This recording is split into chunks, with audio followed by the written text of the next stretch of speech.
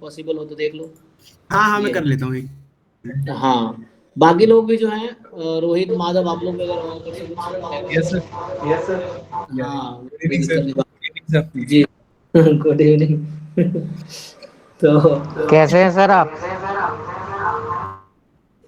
मेरा वो क्यों, दो सिस्टम एक साथ है क्या आप लोगों के पास भी? एक साथ ही यस। है? हाँ, इसलिए इको हो रहा है शायद। तो एक तो इसमें सब लोग कैसे आएगा, ठीक है, कोई बात नहीं। मैं तो ठीक है, चल रहा है समहाउ, मतलब अच्छा ही चल रहा है, मतलब खराब तो नहीं चल रहा, पहले से बेटर है। तो मतलब पहले से हर मामले में बेटर ही है, मतलब जो लड़ी सब पीएचडी ले लो या पीएचडी तो पहले ही बेटर था, तो मतलब पीएचडी शुरू से अच्छा रहा है। तो आप लोग कैसा चल रहा है, सेमेस्टर कैसा चल रहा है? कानपुर थोड़ा डिफिकल्ट रहता है कानपुर में। सर सबका सर अलग अलग एक्सपीरियंस है यहाँ पर, बट हाँ काफी मतलब अनप्रिडिक्टेड है यहाँ पर क्या रहता है। मतलब सर जैसे हम आए थे कि सोचे कि हम स्टैट्स पढ़ेंगे, पर पूरा पहला सेमेस्टर बस मैथ्स ही पढ़ रहे हैं सर।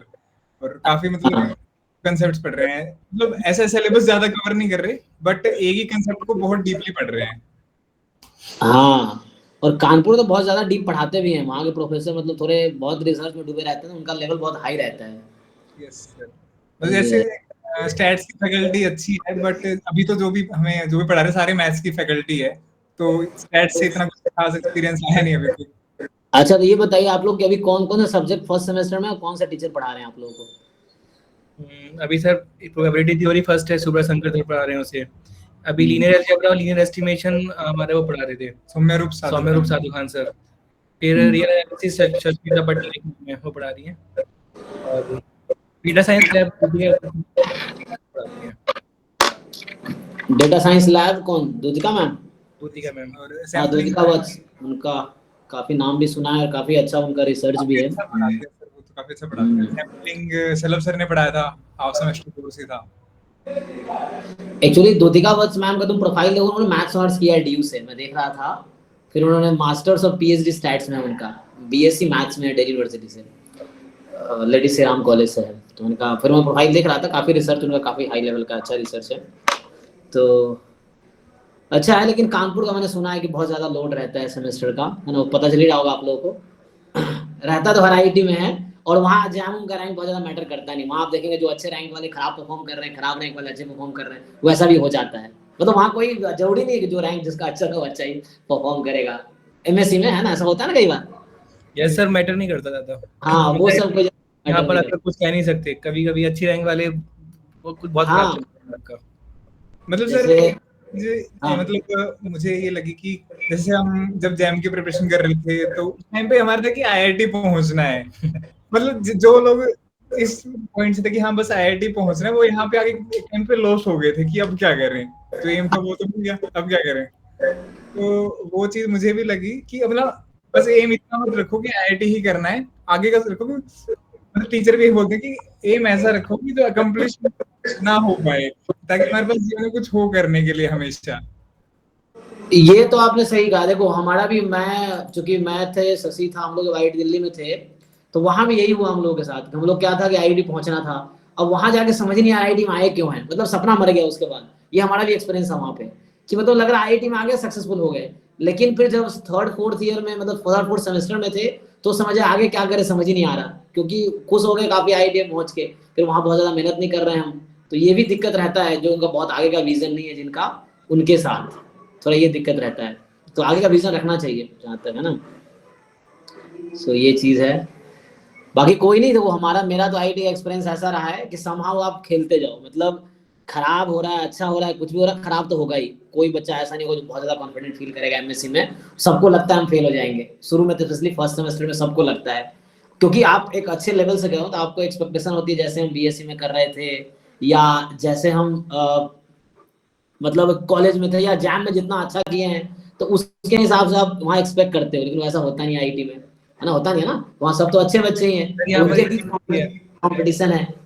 सर यहाँ पर एक चीज होती है, लोगों के हाँ, लाइफ में फर्स्ट टाइम 0 मार्क्स आते हैं।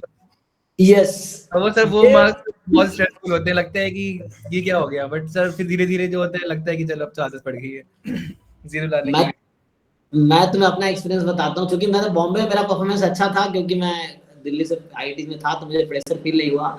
दिल्ली में फर्स्ट टाइम हम लोग थे तो वहां पे क्या होता था, जैसे एग्जांपल के लिए मैं फर्स्ट सेमेस्टर में, मतलब मैं बताता हूँ, मेरे दिल्ली में 6 सीजीपीए हैं, ठीक, ओनली 6 सीजीपीए हैं, है ना। तो 6 सीजीपीए मतलब मेरा एमएससी का 6 सीजीपीए है, मतलब क्लास का सबसे मिनिमम मेरा ही रहा होगा, एक दो बच्चों को छोड़ के। तो वैसा एक्सपीरियंस रहा है। और हर बार जीरो तो मेरे कितने बार आए हैं, मतलब जीरो तो बहुत बार आए हैं मार्क्स वहां पे। मतलब 100 में 30 नहीं पूरे कर पा रहा हूँ, वहाँ 30 पासिंग मार्क्स था, तो 30 नहीं पूरे कर पा रहा हूँ। बॉम्बे में मेरा ठीक ठाक था, क्योंकि बॉम्बे में मैथ्स पोर्शन मेरा अच्छा था ही, क्योंकि ऑलरेडी एमएससी में कर चुका था, तो वहाँ ठीक था। लेकिन स्टैट्स में मुझे दिक्कत हुई वहाँ पे, तो ये है। लेकिन बाकी मेरा तो ये मानना है कि बस अच्छे से परफॉर्म करो, बाकी सीनियर में बताते ही होंगे।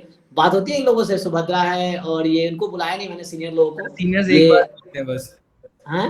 अच्छा, सीनियर्स हमारे एक बात बोलते हैं, वो ये शत्रुघ्न नहीं है, कहते हैं ठीक हो जाएगा, वो कहते हैं आदत पड़ जाएगी। एग्जैक्टली। वो कहते हैं वहां कि जाके आगे भी हमारे साथ ऐसे ही होने वाला है पूरे 4 साल, मतलब पूरे 4 सेमेस्टर। तो वो हमें लग रहा है कि आदत पड़ने लग गई है अभी से। मतलब एक्चुअली बात तो सर ऐसे है कि मतलब टाइम ही नहीं मिलता है। कभी कभार साइकिल पे जा रहे हैं, रास्ते में दिख गया तो भाई हेलो हो गई है, अदरवाइज तो कुछ ऐसा होता नहीं कि हाँ बैठ के बात भी कर रहे हैं। शुरू में मिले थे फ्रेशर्स के टाइम पे, उसके बाद तो इतना भी मतलब कभी कभार दिख के तो बात होती है, कुछ ऐसे नहीं है कि हाँ मिल ही रहे हैं। मतलब वो लोग भी काफी बिजी रहते हैं, अब उनकी तो प्लेसमेंट चल रही है अभी।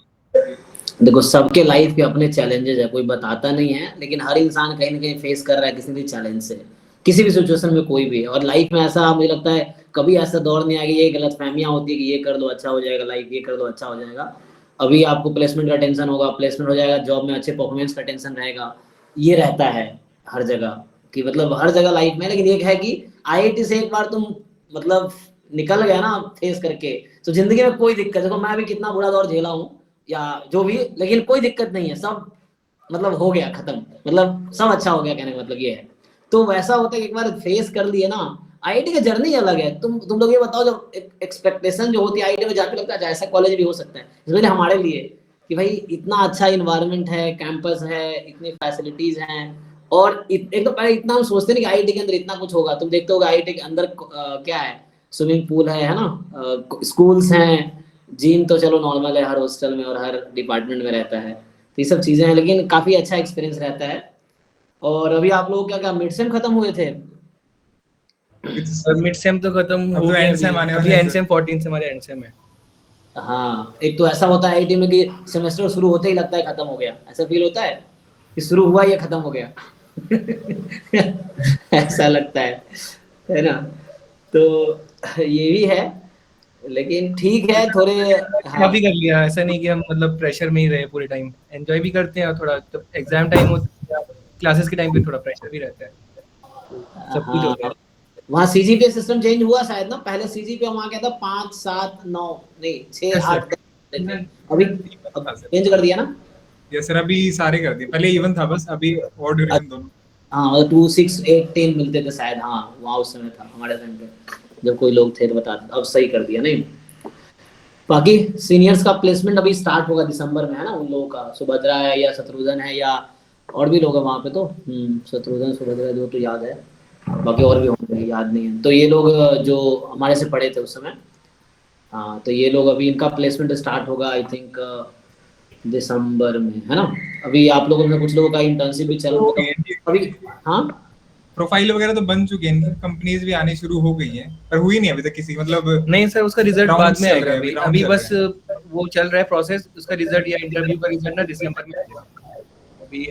अभी तो वैसे एप्टीट्यूड टेस्ट ही चल रहा है ना। है ना। एक्चुअली हाँ एप्टीट्यूड से याद आया कि अभी बॉम्बे वालों को मैंने बुलाया था कुछ, जैसे वो लोग, तो उनका भी अभी जस्ट 9 to 10 उसका शायद एक्सेंचर का एप्टीट्यूड टेस्ट चल रहा है अभी। तो वो ओके। ज्वाइन नहीं कर पाया, कोई भी बॉम्बे वाला ज्वाइन नहीं कर पाया अभी, क्योंकि सब जो भी हैं कानपुर वाले ही आप लोग हैं, और वो हैं, क्योंकि वो सब उनका भी एक्सेंचर का वो चल रहा था एप्टीट्यूड टेस्ट, होने का कोई बात नहीं, तो हो जाएगा फ्यूचर में, दोबारा एक बार कर लेंगे बॉम्बे वालों के साथ, ये सर है। उन लोग की अभी वो चल रही है इंटर्नशिप ड्राइव, हम लोग की इंटर्नशिप ड्राइव पहले ही हो गई है, जब हम आए थे यहाँ पे 10 दिन के बाद ही इंटर्नशिप ड्राइव हम हमारी। तो सर आए पहुंचे थे इधर 5 दिन बाद ही इंटर्नशिप कोऑर्डिनेटर बना दिए, 10 दिन बाद इंटरव्यू शुरू हो गए हमारे। समझ में नहीं आ रहा करें क्या, उसका पेपर शुरू हो गया। तो आते ही कहते हैं कि रेज्यूमे दो, हाँ आते ही प्रोजेक्ट बनाओ। रिज्यूम बनाओ, वहाँ सीनियर भी हेल्प करते होंगे ना, प्लेसमेंट सीजन की तरफ से इंटर्नशिप यस कोऑर्डिनेटर हो, Yes, sir. तो एक मेंटर असाइन कर देते हैं, जो लोग की पहले इंटर्नशिप लगी थी वो 5 to 6 स्टूडेंट्स को गाइड करते हैं। तो अच्छा, ये बॉम्बे में भी सिस्टम है, ये ऑफिशियली असाइन होता है ना, कि वहाँ पे मेंटर होते हैं ना, मतलब वहाँ पे हाँ मेंटर, जैसे 5 स्टूडेंट का एक मेंटर है, 5 स्टूडेंट का ऐसे करके बना देते हैं ग्रुप, और वैसा रहता है। यहाँ पे ऑफिशियल नहीं था, मतलब जो हमारे सीनियर हैं उन्होंने पहली बार ही डिसाइड किया कि ऐसे मेंटर होना चाहिए, उससे पहले कभी नहीं होता था, ये पहली बार ही हो रहा है, मतलब ऑफिशियल नहीं है। अच्छा, और जब वैसे अब हो रहा है तो नए नए, हाँ ना, कानपुर में काफी चेंजेस हो रहे हैं, लेकिन ये है कि आप लोगों को मजा आ रहा होगा, एक लाइफ चैलेंजिंग है वहाँ पे, लेकिन मजा आता है ना। मतलब ये है कि वो एक क्या बोलते हैं, एक अंदर से सपना रहता है ना, एक तो वो है, और दूसरी बात मतलब हाँ आईटी में पहुंचना एक बहुत अच्छा सा फील होता है। आईटी में रह के एकदम मुझे ऐसा लगता है कि मैं एक आम आदमी नहीं हूँ, मतलब आईटी में जब मैं पहुंचा ना, तो मुझे ऐसा फील होगा चलो मैं ऑर्डिनरी आदमी नहीं हूँ, थोड़ा सा खास तो हूँ मैं, ऐसा लगता है, मतलब थोड़ा फील होता है आईटी में जाके। चलो सर जैसे बीटेक वाले 10 लाख में से 10,000 आते हैं, हम हाँ 3,000 में से 70 आ जाते हैं, तो हाँ बहुत ही इजीली यहाँ पे पहुंच जाते हैं, तो बड़ा अच्छा लगता है। और अच्छी बात यह है कि फैसिलिटी में कोई आईआईटी डिफरेंस वो नहीं करती, डिस्क्रिमिनेशन हाँ नहीं ये है भी। वहाँ। तो ये अच्छी बात है कि जो फैसिलिटीज बीटेक वालों को मिल रही सेम हमारे लिए हैं, सब कुछ, हाँ कहीं कोई डिस्क्रिमिनेशन नहीं है। उसी हॉस्टल में हम रह रहे हैं, उसी जो फैसिलिटीज बीटेक वालों के सेम तुम्हारे पास। जैसे एग्जांपल के लिए आईआईटी दिल्ली में मैथमेटिक्स सोसाइटी था, तो उसका मैं भी मेंबर था, हमारे साथ बीटेक वाले लोग भी मेंबर थे जो होते हैं, या बहुत सारे स्टूडेंट ओरिएंटेड बॉडी होती है ना, क्लब्स जो होते हैं आईआईटीज में, डिफरेंट स्टूडेंट बॉडीज होती हैं, तो उसमें तो ये थोड़ा अच्छा मुझे लगा। आईआईटी में वो डिफरेंशिएट नहीं कर रहे, तुम बीटेक मतलब इतने क्वालिफाई करके आए हो या वो करके आए हो, लेकिन सेम है। अभी चलो मुझे अब तो ये भी लगता है मैं बीटेक वालों को पढ़ाता हूँ यहाँ, क्योंकि मैं पीएचडी में हूँ, जैसे आप लोगों के भी कुछ टीए होंगे पीएचडी वाले, हाँ हाँ टीचिंग हाँ, असिस्टेंट, वो तो जैसे ट्यूटोरियल क्लास लेते हैं वो। ट्यूटोरियल क्लास लेते हो, डाउट सॉल्विंग से प्रॉब्लम सीट सॉल्व कराते होंगे, है ना। Yes yes. तो जैसे मैं भी यहाँ पे अभी टीए हूँ, तो मैं यहाँ पे क्लासेस लेता हूँ बीटेक वालों का या एमएससी वालों का, मतलब वो रहता ही कंपलसरी रहता है, पीएचडी वालों को करना ही है। तो अब तो ये भी लगता है कि चलो बीटेक वालों को पढ़ा रहे हैं, तो एक एडवांस का जो डर था उस टाइम का, तो क्लास में जाकर वो खत्म हो जाता है कि नहीं बेटा तुम उतने बड़े नहीं रहे। मतलब जब हम एडवांस तैयारी कर रहे हैं तो लगता था कि कितना बड़ी चीज़ है, अब उन्हीं बच्चों को हम पढ़ा रहे हैं। मतलब स्पेशली मैं एडवांस कैलकुलस इस बार डाउट सेशन लेता हूँ या ट्यूटोरियल सीट सॉल्व करवाता हूँ, तो लगता है कि ठीक है यार हमारे जैसे हैं ये भी। जब तक हमने नहीं किसी ऐसे बच्चे से मिले जो एडवांस क्लियर किया, तो लगता है यार क्या ही होता होगा, बच्चा एकदम क्या तोप होगा, वैसे और लगता है नहीं ठीक है हमारे जैसा ही है सब। तो ऐसा फील होता है आईटी में कि ठीक है वही है। और बाकी देखोगे प्लेसमेंट में क्या, एमएससी वाले भी उसी कंपनी में बैठते हैं, बीटेक वाले भी उसी कंपनी में बैठते हैं, तो ऐसा रहता है। ठीक है, वही है। बाकी अभी एक सेमेस्टर कंप्लीट होने वाला है आपका, अब लोग का या दूसरा सेमेस्टर खत्म होने वाला है, एक ही ना, अभी देख हुआ अभी अभी एंड सेम होगा हमारा 17 से, तो एक सेमेस्टर खत्म कंप्लीट होगा। तो अभी आप लोग होगा। का ब्रेक मिला था, वहाँ सेमेस्टर ब्रेक मिलता है एग्जाम के बाद मिला था कोई भी। 22 से 29 अक्टूबर। हाँ अच्छा, अभी दशहरे के आसपास होते हैं सर, दुर्गा पूजा के आसपास हमेशा मिड टर्म ब्रेक जो होती मिड है। सेमेस्टर ब्रेक थोड़ा लेट कर दिया था इस बार, मतलब दशहरे मिड क्या उसको के बाद या पहले, मिड सेम के बाद। मिड सेवन के बाद होता है, तो वो आगे ना दशहरा भी आता है, दुर्गा पूजा, तो उसको इसके साथ मर्ज कर देते हैं, दोनों ही हाँ, छुट्टियां एक साथ कर देते हैं।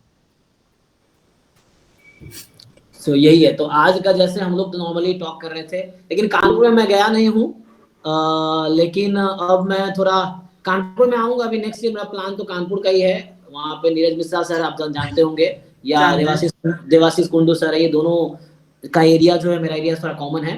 मतलब जो ओके देवाशीष कुंडू सर है या नीरज मिश्रा सर है, मेरे जो सुपरवाइजर है ना, जिनके अंडर मैं अभी पीएचडी कर रहा हूँ, उन्होंने हाँ नीरज मिश्रा सर के अंडर पीएचडी किया है। तो ओके। वो नीरज मिश्रा सर के स्टूडेंट हैं, तो मैं उनके अंदर, हो सकता है मैं नीरज मिश्रा सर के अंदर ही पोस्ट डॉक ज्वाइन करूं, हो सकता है, श्योर तो नहीं हूं, बट हो सकता है, जहाँ चांस है। तो मेरे रिसर्च काफी अच्छे हैं, तो मतलब डिनाइल तो नहीं मिलेगा इतना मुझे उम्मीद है, मगर अप्लाई करूंगा तो हो जाएगा। ये है, क्योंकि मेरे काफी मतलब रिसर्च, मुझे खुद उम्मीद नहीं थी इतना अच्छा कर दूंगा, क्योंकि अभी मेरा 5वां रिसर्च पेपर रिसेंटली पब्लिश हुआ है, मतलब एक्सेप्ट हुआ यस है तो पब्लिश हो जाएगा, तो 5 बड़ी बात है। लोगों को, जैसे मेरे ही अपने सीनियर थे, मैं सर के अंडर चौथा स्टूडेंट हूँ यहाँ पे, तो जैसे जो सबसे पहले स्टूडेंट थे उन्होंने 13 में ज्वाइन किया, 22 में डिग्री मिली 8 साल बाद। फिर दूसरे स्टूडेंट ने ज्वाइन किया 2014 में, उनको 20 में डिग्री मिली। एक ज्वाइन किए 15 में, फिर उनको अभी 22 में डिग्री मिली है। इतना तो टाइम लगा था, मैं भी डरा हुआ था, लेकिन अभी मैंने काम किया था मेरे, और जबकि डिग्री के लिए सिर्फ 2 ही पेपर चाहिए। तो पीएचडी में ऐसा कई बार रह जाता है कि लोगों को 2 पेपर लिखने में 5-5 साल, 6-6 साल, 7 साल, कानपुर में तो होंगे ही, वहाँ पे कई साल लोग आप जानते होंगे जो 6-6 साल से पीएचडी कर रहे हैं। और वहाँ थोड़ा डिफिकल्ट भी है पीएचडी करना कानपुर में, जहाँ तक मुझे आइडिया है, क्योंकि वहाँ रिसर्च बहुत डीप होता है। मेरा एवरेज लेवल का काम है, बहुत डीप भी नहीं है, बहुत हल्का भी नहीं है, एवरेज लेवल का रिसर्च है, उस तरह से है। लेकिन कानपुर में लोग को 5-6 साल, 7 साल इजी लग जाता है, इस तरह से। लेकिन मेरा है कि चलो मेरा रिक्वायरमेंट पूरा हो गया तो अगले साल मैं सबमिट कर दूंगा जुलाई में मेनली, और फिर अगस्त में कहीं पोस्ट डॉक ज्वाइन करूंगा। देखते हैं, कानपुर दिल्ली, आईएसआई दिल्ली हो गया, या आईएसआई कोलकाता हो गया, या आईआईटी कानपुर हो गया। यहाँ पे स्टैट्स के फैकल्टी अच्छे अच्छे हैं। विदेश में जाने का मेरा मन है नहीं, तो इसीलिए मैं बाहर सोच रहा नहीं हूँ। तो ये तो मेरा प्लान है। बाकी आप लोगों का क्या है, वहाँ पे गए तो क्या सबका प्लेसमेंट ही प्लान होगा या चेंज हुआ है? कई लोग पीएचडी की तरफ मुड़ जाते हैं अभी। सबका प्लान मतलब मोस्ट स्टूडेंट्स का प्लान प्लेसमेंट है यहाँ पर, बट टीचर भी वैसे समझाते हैं कि आप पीएचडी करिए। ऐसे एक दिन हमें शलभ सर मिल गए, शाम में वॉक कर रहे थे, तो वो हमें समझने लग गया कि आप लोग पीएचडी की तरह पीएचडी के लिए जाइए, तो काफी कुछ समझाया। बोल रहे थे एक बार चांस मिलता है आप लोग को, फिर बाद में थोड़ी दिक्कत होती है। एक बार प्लेसमेंट ले लेते हैं आप लोग, उसके बाद दोबारा आने में पीएचडी में थोड़ा सा डिफिकल्ट होता है कंपैरेटिवली। लेकिन बहुत लोग करते हैं। जैसे मेरे अभी मैं अपना क्लासमेट का बताता हूँ। मेरी क्लासमेट है नेत्रा प्रभु, वो आईआईटी बॉम्बे में, उसका गोल्डमैन सैक्स में जॉब हुआ था, 26 लाख का पैकेज था नेत्रा प्रभु का। तो उसने अभी 2 साल जॉब की है। अभी उसने university of Illinois I think है ये, साउथ कैरोलिना, एक तो शिकागो ज्वाइन किया है। एक जूनियर था मेरा, जो हाँ मेरा जूनियर मतलब आप किसको जानते होंगे, जो विशाखा का बैचमेट, हाँ यस, विशाखा का बैचमेट था वो। उसका नाम था स्वामीनाथन, वो सीआर भी था। तो स्वामीनाथन हमारा जूनियर था, जो विशाखा वाले बैच का, विशाखा और दक्ष के बैच का क्लासमेट था, सीनियर था, आई थिंक सीनियर होगा फिर उसका। हाँ तो 2 साल जूनियर थे। तो उसका सीनियर मतलब मेरा जूनियर था। उन्होंने वो भी क्या कि 1 साल जॉब किया, फिर वो यूनिवर्सिटी ऑफ शिकागो चला गया पीएचडी के लिए। तो ऐसा कई बार आपके क्लास में से भी होगा, लोग जॉब करते हैं, फिर 1-2 साल जॉब करके लगता है नहीं यार यहाँ मजा नहीं आ रहा, कुछ और करते हैं, फिर उसके बाद पीएचडी ज्वाइन करते हैं। तो ऐसे लोग भी हैं, मतलब वही मेरे क्लास के भी गए हैं। मेरा नेत्रा बहुत अच्छी मतलब क्लास की टॉपर थी वो, तो उसने वो मतलब वन ऑफ द टॉपर थी, तो उसने फिर जॉब किया 2 साल, अच्छा पैकेज था, फिर भी उस पीएचडी ज्वाइन कर ली। तो पता नहीं क्या होता है लोगों को, लेकिन हाँ बाद में भी लोग आते हैं, लेकिन उसका फायदा मिलेगा। आप जॉब करके आओगे तो उसका एक अलग फायदा मिलेगा, एक अंडरस्टैंडिंग होगी, और पूरी तैयारी के साथ होते आते हैं। बाकी तो आईआईटी में पहुंच कर लाइफ में ये है कुछ ना कुछ अच्छा हो ही जाएगा, ये है। तो उतना कुछ है नहीं कि कुछ होगा नहीं, यही है। और मेनली है पीएचडी का। चलो अभी जॉब का ट्राई करो, थोड़ा सा पैसा वैसा कमा लो, 1-2 साल जॉब करो, 12-15-20 लाख रुपए इजीली मिल ही जाता है। सो ये है। बाकी चलो हमारी स्टोरी तो हम लोग बात कर लिए, नए बच्चों को भी समझ आ जाएगा। अब आते हैं थोड़े पॉइंट पे। बाकी बताओ भाई माधव, हो तुम कैसे हो? बढ़िया सर, बस चल रहा है। ये अच्छा इको हो रहा, तुम लोग पास पास बैठे हो इसीलिए। नहीं सर, हमारा माइक बंद है। तो मेरे साइड से हो रहा है क्या ये? ऐसा तो नहीं होना चाहिए, बाकी लोगों के साथ नहीं हो रहा। नहीं पास हो गई इसीलिए थोड़ा दूर जाना पड़ेगा। ओके, बाकी बताओ भाई ईशान कैसा चल रहा है तुम्हें? तुम मैथ्स बैकग्राउंड से हो, बाकी लोग तो स्टैट्स से हो ना। रोहित तो चलो स्टैट्स में ऑनर्स किया है, और रियान आप भी स्टैट्स में किए हैं। हाँ यस सर, मेरा स्टैट्स ऑनर्स ही है। और माधव भी स्टैट्स से ही है। तो चलो इन लोगों को थोड़ा, तुम्हारा कैसा चल रहा है भाई ईशान? तो मैथ्स बैकग्राउंड से थे ना? तो यस सर, अभी ऐसे फर्स्ट सेमेस्टर में तो मैथ्स के कोर्सेज रहते हैं, जैसे लीनियर अलजेब्रा, मॉड्यूलर कोर्स होता है, फिर लीनियर एस्टिमेशन वो बन जाता है। उसमें लीनियर मॉडल अब शुरू हुए हैं तो उसमें डिफिकल्टी आएगी। बाकी रियल एनालिसिस और कॉम्प्लेक्स एनालिसिस रहता है, तो वो पहले किया हुआ है। वैसे तो इजी लगता है, लेकिन यहाँ पे अच्छे से लिखना आना चाहिए तभी नंबर मिलते हैं, तो वो इतना अच्छा नहीं है। तो अभी तो एवरेज मार्क्स ही आ रहे हैं उसमें। और बाकी स्टैटिस्टिक्स के तो जैसे कुछ चीजें तो पहली बार भी कर रहा हूँ, जैसे सैंपल सर्वे वगैरह। और आर प्रोग्रामिंग पहले नहीं की थी, तो उसमें भी डिफिकल्टी आ रही है। जैसे द्युतिका मैम है उसकी, तो वो जो भी पढ़ाती है बहुत हाई लेवल पढ़ाती हैं, तो मतलब वो लेवल कम भी नहीं करती हैं, अगर जैसे ज्यादा उन्हें बोलो भी तो डिफिकल्टी रहती है उसमें। उसके अलावा प्रोबेबिलिटी तो सही रहता है क्योंकि पहले जैम में किया हुआ है।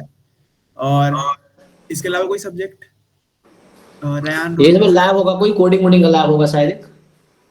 कोडिंग के लिए आर प्रोग्रामिंग ना, आर करा रहा है उसमें हाँ उसमें सही नहीं है अभी, वो सीखना पड़ेगा। प्रोग्रामिंग में भी असाइनमेंट्स होते हैं हमारे, तो उसमें आज तक हमारा 0 से 5 नहीं आया है, मतलब अनफॉर्चुनेटली। बट वो इतना वेटेज नहीं है, तो मैम भी बोलती है कि तुम्हारा 0 तब इसलिए रखती है ताकि तुम स्ट्रगल करो। हाँ। तुम्हें ये ना लगने लगे कि तुम्हारा आ गया 5 अब तुम पीछे हट जाओ, वो रहता ही है। मतलब सर ऐसा है कि आप कोई भी प्रोग्रामिंग लैंग्वेज करके आओ, जैसे अगर सी है, C++ है, पाइथन है, या फिर आर भी है, मतलब करके आओ, तुम्हारा थोड़ा लॉजिकल कंसेप्ट तुम्हारे क्लियर होने चाहिए कि लॉजिक कैसे लगाना है, एल्गोरिथम्स है ना। जैसे फैक्टोरियल के प्रोग्राम लिखने हैं तो i × i = i × है ना, इस तरह से i - 1 ऐसा करते हैं हम लोग। तो Yes. उस तरह से एल्गोरिथम्स पता होने चाहिए। एल्गोरिथम सबका सेम ही है, सिंटेक्स अलग अलग है हर प्रोग्रामिंग के, ये चीज है, एल्गोरिथम तो सेम ही है। आप लोग बाकी कैसे परफॉर्मेंस चल रहे हो? शांत तो बता दिया, बाकी आप लोग बताओ, रोहित, रयान और माधव। सर मतलब अभी तो मैथ्स चल रहा है, तो सर मेरी तो कुछ खास चल नहीं रही मैथ में। स्टैट्स आएगा, स्टैट्स में थोड़ी सी ठीक चल रही है। हाँ बाकी लिखने वाली बात है तो लिखने वाली प्रॉब्लम आ रही है सर। पहले कभी ज्यादा लिखने की कोशिश करी नहीं थी, लिखा नहीं था ग्रेजुएशन के टाइम पे भी, तो उस चीज में तो प्रॉब्लम आ ही रही है सर। और ये वाली प्रॉब्लम मैंने भी फेस की कि मेरा भी था कि बस आईआईटी ज्वाइन करनी है, तो भी पहले तो थोड़ी गाड़ी सी डगमगा गई थी, करना क्या, प्लेसमेंट लेनी है, पीएचडी करनी है। तो ये मतलब कुछ इतना अच्छा चल नहीं रहा है, बाकी कोई आगे सेमेस्टर्स में हो जाएगा, ऐसा भी नहीं है। कोई प्रॉब्लम नहीं, देखो फेस जैसे करते यहाँ रहोगे पे तो। हाँ बाकी लोग, हाँ रियल एनालिसिस का जो पेपर है ना, वो मतलब मैम इस तरह से पढ़ा रही है हमें, मतलब राइटिंग आ जाए, मैथ्स प्रूफ कैसे लिखते हैं।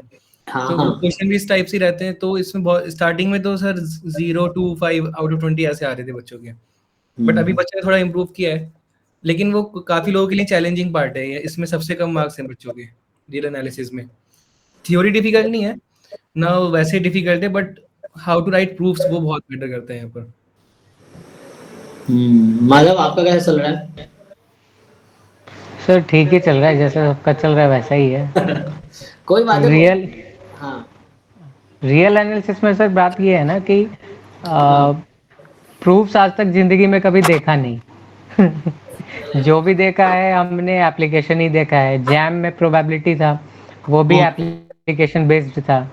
अब यहाँ पे थोड़ा बहुत तो चलो एप्लीकेशन बेस्ड पे क्वेश्चन आता है तो वो हो जाता है, लेकिन यहाँ पे प्योर एकदम प्रूफ है सब कुछ। हाँ तो मेरे साथ क्या है कि मेरा सब कुछ नया है मेरे लिए, वो प्रोबेबिलिटी थ्योरी छोड़ के। तो मेरा ठीक ठाक चल रहा है, बस यही है कि दिक्कत तो सबको होती ही है। कब को होगी कोई दिक्कत? देखो एक तो हाँ, पहली बात तो ये लोगों को समझना है कि वहाँ पे आपको सब्जेक्टिव एग्जाम होते हैं सारे, प्योर डिटेल लिखने हैं, जो भी यूज कर रहे हो उसका प्रूफ लिखो वहाँ पे। ये चीजें उनको कन्विंस कर पाओ तुम अपने सॉल्यूशन से, तभी मार्क्स देंगे वो लोग, वैसा मार्क्स देते नहीं है। तो अभी सर क्या हुआ ना कि कल कॉपी दिखाई थी ना प्रोबेबिलिटी की, तो उसमें क्या था, वो पीडीएफ में लिखते हैं ना कि 0 अदरवाइज। हाँ वो जिन्होंने नहीं लिखा उनके 1 मार्क्स कटे हैं। काट फिर लिया। एक थ्योरम था कि समेशन एक्स जो होता है वो फॉलो करता है पॉइजन समेशन लैम्डा आई। तो हाँ हमने केवल वो लिखा, उसका पीडीएफ नहीं लिखा, तो 3 मार्क्स काट लिए हमारे। हाँ तो ये सब है, मतलब प्रिसाइज लिखना है, बहुत प्रिसाइज लिखना है। उनका अपना सर मार्किंग इसमें होता हाँ है। मैं बोलना चाहूंगा सर, जैसे जो बंगालीज इसमें होते हैं, जैसे मोस्टली सेंट जेवियर्स कॉलेज से हैं, तो उन्होंने उनके इन चीजों में पहले मार्क्स कट चुके हैं, सो उनका बेटर रिजल्ट रहता है हम लोगों से। तो हमारी आईआईटी में आके ही मार्क्स कट रहे हैं पहली बार इन चीजों में। और बंगाल के लोग डोमिनेट भी करते हैं वहाँ पे। हमारे क्लास में भी थे हम लोग, हमारे क्लास में 31 बच्चे थे, उनमें 15 बंगाल के थे हमारे बैच में, आईआईटी बॉम्बे में। और वो डोमिनेट भी, क्योंकि वो लोग पढ़ के आते हैं पहले से, इतना घिस के आते हैं कि यहाँ पे उनका परफॉर्मेंस ठीक रहता है आईआईटीज में। उनका ग्रुप सर भी एक रहता है, उनका अलग ग्रुप भी रहता है एक पर्टिकुलर। एक्चुअली उनका क्या है ना कि जितना एमएससी में प्रेशर यहाँ पे आता है ना, वो ऑलरेडी कॉलेज से झेल के आते हैं, हाँ तो वो हैबिचुएटेड होते हैं उसके, उनको पता हाँ है चीज़ें कैसे मैनेज करना है, कैसे लिखना है, तो ये बात है। राइट राइट, यही चीज है। थोड़ा राइटिंग स्किल सुधारनी होती है सब्जेक्टिव मार्क्स पाने के लिए, सही बात है। एक तो वो हो गया, प्रूफ लिखने आने चाहिए वहाँ पे, क्योंकि पढ़ाते लोग कुछ हैं, पूछते कुछ है। ये भी फेस करते होंगे आप लोग कि पढ़ा कुछ रहे हैं, पूछ कुछ रहे हैं, ऐसा होता है ना? हमें तो ऐसा फील होता था आईआईटी में, yes sir, yes sir.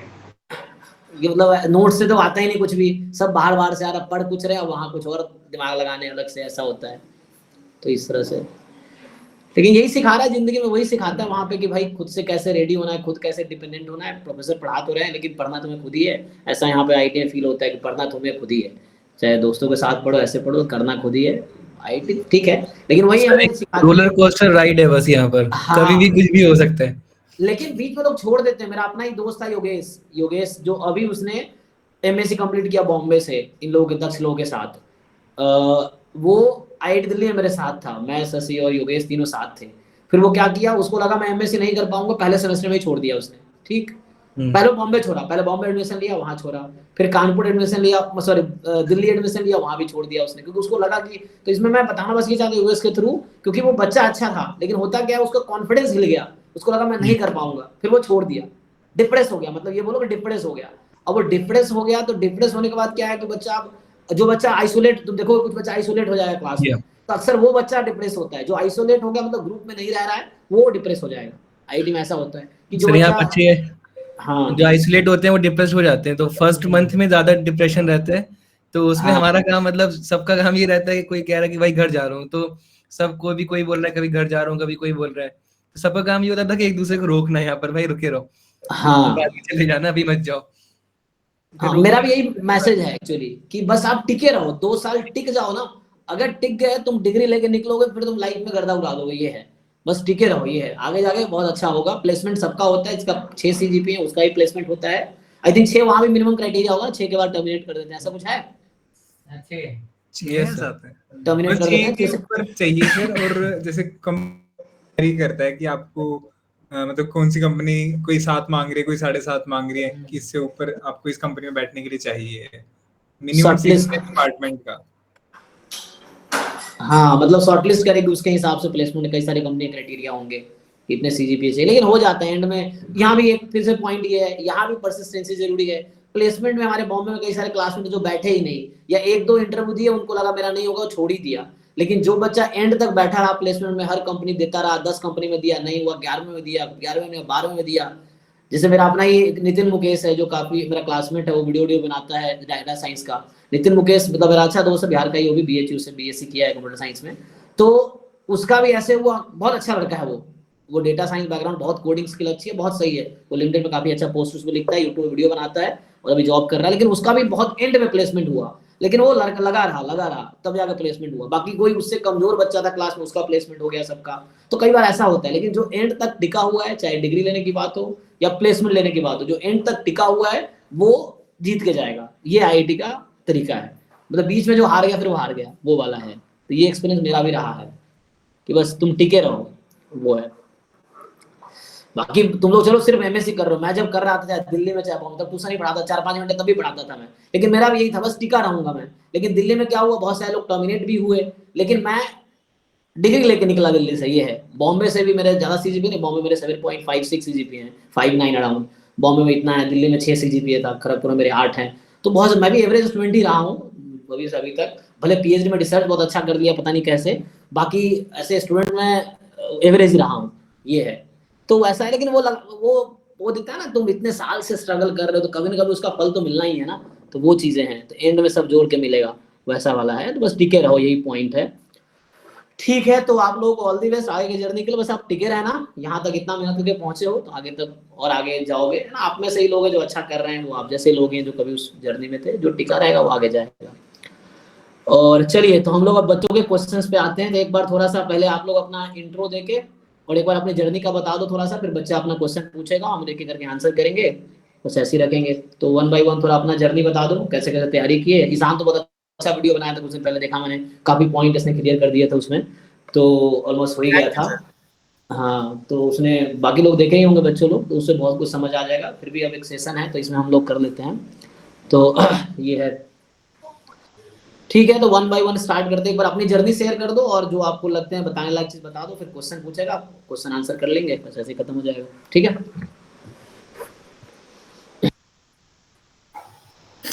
Ishan start कर। चल ठीक है। So hello everyone, my name is Ishan Sharma. मेरा ग्रेजुएशन सत्यवती कॉलेज से रहा है, यूनिवर्सिटी ऑफ दिल्ली से, मैथ्स ऑनर्स में। उसके बाद मेरा ना डीयू में एडमिशन हुआ था एमएससी स्टैटिस्टिक्स में।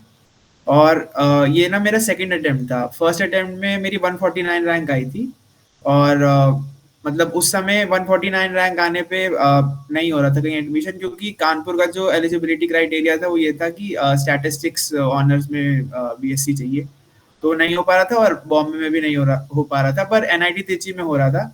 तो मैंने चूज किया था कि मैं वहाँ नहीं जाऊँगा, क्योंकि कंप्यूटर साइंस मतलब पूरा ही कंप्यूटर साइंस पे हो जाता।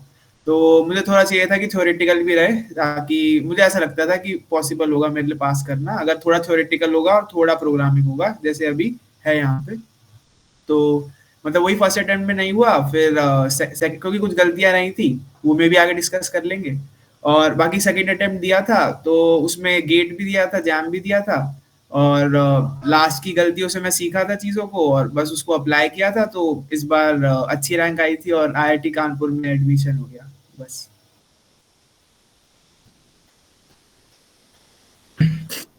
Hello, myself Rehan Ahmed Khan. मेरा ग्रेजुएशन अलीगढ़ मुस्लिम यूनिवर्सिटी से हुआ है, बीएससी ऑनर्स स्टैटिस्टिक्स। उसके बाद मतलब मैंने थर्ड ईयर में ट्राई किया था, बट मेरा इतना अच्छी प्रेप नहीं थी, तो मतलब काफ़ी ख़राब रिजल्ट रहा। बट उसके बाद मेरे फ्रेंड्स ने मुझे मोटिवेट किया कि जैम फिर से ट्राई करो, ड्रॉप करो। सो थोड़ा मोटिवेशन आया ड्रॉप करने का। Then I drop for year और फिर मैंने कोचिंग ली, तो काफ़ी अच्छा एक्सपीरियंस रहा फिर उसका। और मेरा स्ट्रॉन्ग पार्ट जो प्रिपरेशन का था वो आई गेस मॉक टेस्ट देकर जो एक्यूरेसी मेंटेन करना रहा काफ़ी ज़्यादा, जो एंड टाइम पर मेरे लिए एक तरह से लाइफ सेवियर रहा मतलब। तो यही बोलूँगा कि अच्छे से तैयारी कीजिए और प्रैक्टिस जितना अच्छे से कर सकते हैं अभी।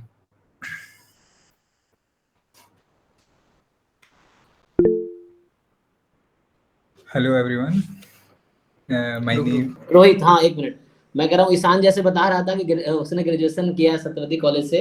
ईशान को मैं उससे पहले से भी जानता हूँ, ये मुझे उससे पहले से भी जानता है। मैं मैट्रिक्स प्लस कोचिंग में पढ़ाता था दिल्ली में 11-12 का। तब ईशान 2018 में मेरा स्टूडेंट था, 18 से 19 के भी, जब ये 12th पास किया था। तभी बहुत अच्छा बच्चा था, तभी बहुत परेशान करता था ये, मतलब वहाँ भी। सर ये यहाँ पे तो सारे प्रोफेसर को परेशान करते हैं। नहीं, अच्छा है, परेशान करना अच्छी बात है। कोई बात नहीं, टीचर है तो यही है। बाकी अभी रेहान बताया तो मैं और शशि सर मिलकर सुप्रीम क्लासेस चलाते थे, लेकिन इस बार कुछ कंफ्लिक्ट की वजह से हम लोग अलग अलग हो गए हैं। तो सबका अपना डिसीजन लाइफ का, लेकिन ठीक है जो भी है तो वैसा है। तो अब हम अलग चला रहे हैं, वो शशि सर अलग चला रहे हैं, तो वैसा है। ठीक है, हाँ नेक्स्ट माधव, ये रोहित था, कोई भी।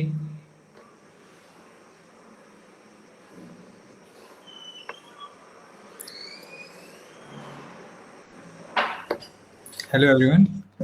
My name is Rohit Kumar. I am from Haryana. So I have done my graduation from National Defence Academy, Pune. So I got injured there in my third year, in my final year. तो उसके बाद I thought मतलब मुझे jam के बारे में कुछ नहीं पता था, तो मुझे था कि मतलब अब क्या करना है लाइफ में। I was stuck there. तो घर आने के बाद तो था कि चलो एमएससी करते हैं। तो देखा कि कहाँ पे किस सब्जेक्ट में एमएससी करनी है, कौन सा अच्छा है। तो स्टैटिस्टिक्स एक नया सा सब्जेक्ट लग रहा था, तो चूज़ किया। तो वहाँ पे पंजाब यूनिवर्सिटी में मैंने एडमिशन ले लिया, चंडीगढ़ में। तो फिर उसके बाद सोचा कि यार आईआईटी जाना है, एनडीए से आया हूँ तो आईआईटी जाएंगे तो अच्छी जगह है, कि मतलब कोई अच्छी जगह जाना है। तो फिर उसके बाद मैं कोई कोचिंग ढूंढ रहा था, तो एक वीडियो दिखी मुझे, संतोष सर की, पढ़ा रहे थे यूट्यूब पे। तो 10-11 लोग थे, प्रोबेबिलिटी पढ़ा रहे थे सर उस पे। तो जो हमारे अभी कानपुर में जो सीनियर्स है, सुभद्रा थी उस वीडियो में, मतलब वो थी, और एक दो बच्चे और थे, अंकित गुप्ता, शुभेंदु, ये 3-4 लोग थे। तो मुझे देखा कि यार ये तो सारे मेरे जैसे, इनको भी कुछ खास नहीं आता है, तो ये कोचिंग कर सकता हूँ मैं कि हाँ मतलब थोड़ा ज़्यादा फील नहीं होगा कि कुछ नहीं आता है।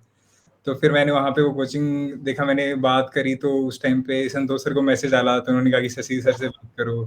तो शशि सर से बात की, तो मैंने वो कोचिंग ज्वाइन करी। तो फिर धीरे धीरे, मतलब 2021 की बात है, तो धीरे धीरे चलता रहा। फिर तैयारी करी जैम की साथ, वहाँ पे एडमिशन ले लिया। तो पहली बारी में हो गया था मेरा आईआईटी तिरुपति में, मैथ्स का भी दिया था साथ में। स्टैट्स से, क्योंकि मेरा बैकग्राउंड स्टैट्स का नहीं था, तो कानपुर में हुआ नहीं, बॉम्बे के लिए रैंक अच्छी नहीं थी।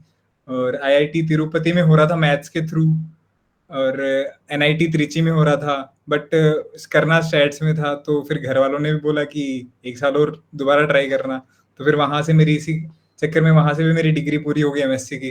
फिर दोबारा अगली बारी जब मैं जैम की तैयारी नहीं कर रहा था, मैं गेट की तैयारी कर रहा था। संतोष सर ने पूछा था कि किसी को गेट की तैयारी करनी है ग्रुप में। तो फिर वहां से मैंने सोचा चलो गेट की तैयारी कर लेते हैं, तो गेट के लिए ज्वाइन कर लिया। तो फिर वो तैयारी करते करते गेट में भी कुछ खास परफॉर्मेंस हुई नहीं, जैम निकल गया उस बहाने। तो फिर चलो इसी बहाने चलो आईआईटी ज्वाइन कर लेते हैं एमएससी में दोबारा से। तो फिर ऐसे मतलब my journey was like this, but main thing which I learned from my journey is consistency is the most important thing. You should have patience, that you have to do something. That things will fall at its place on its own time. तो ऐसा नहीं कि तुमने सोचा और वो चीज तुम्हें तभी मिल जाएगी।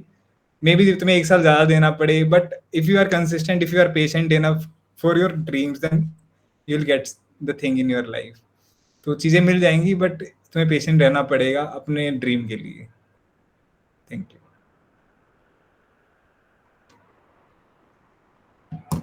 माधव, आप बता दीजिए. हेलो एवरीवन, मेरा नाम माधव मधुकर है. मैंने अपना ग्रेजुएशन पटना साइंस कॉलेज से किया है, जो बिहार में है, और ये मेरा थर्ड अटेम्प्ट था. मेरा पहला अटेम्प्ट 2021 में था, जिसमें मेरी रैंक कुछ 2000 के आसपास आई थी, और सेकंड अटेम्प्ट 22 में था, जिसमें रैंक 1900 आई थी, और थर्ड अटेम्प्ट में अच्छी रैंक आ गई.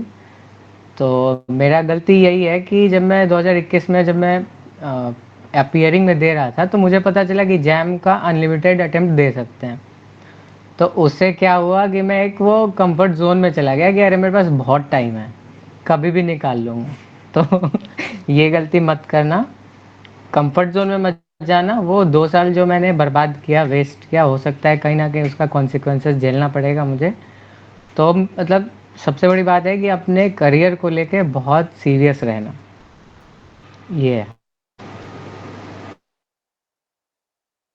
ठीक है, तो आई थिंक इंट्रो हो गया. 1-2 क्वेश्चंस ले लेते हैं, थोड़ा टाइम आप लोगों को ज्यादा नहीं, क्योंकि आप लोगों का डिनर भी पार्टी था. इन लोग देखो, मतलब हमारे लिए इतना किया इन लोगों ने. चलो, बॉम्बे वाले लोगों का तो इंटर्नशिप का वो चल रहा है, एप्टीट्यूड चल रहा है, टेस्ट, तो आ नहीं पाए. ये लोगों ने काफी सेक्रीफाइस करके खाना डिनर छोड़ के आए हैं. तो मैं कोशिश करूंगा अभी जल्दी हो जाए. एक बार और मीटिंग कर लेंगे एंड में, जनवरी दिसंबर में, तो जो भी होगा. तो अभी थोड़े से क्वेश्चन. हेलो सर, वो हाँ, अरे शिवम सर ज्वाइन कर लिया. हाँ हाँ अच्छा, सर. एएसआई वालों का एप्टीट्यूड टेस्ट चल रहा है, तुम्हारा नहीं था क्या वो एक्सेंचर का? तुम लोग का सर नहीं होगा? था सर, अभी बस अभी देख के ही आए हैं. अच्छा मेरा तो वो लिंक नहीं आया था ना, तो शायद कल होगा. अच्छा, ओके ओके. कैसे हो शिवम, अच्छे हो तुम? सही चल रहा है? हाँ हाँ सर. सर ठीक है. 1 साल पहले लग रहा था कि आईआईटी नहीं मिलेगा तो जिंदगी अच्छी नहीं है. अब मिल गया है तो लग रहा है घर जाना चाहिए.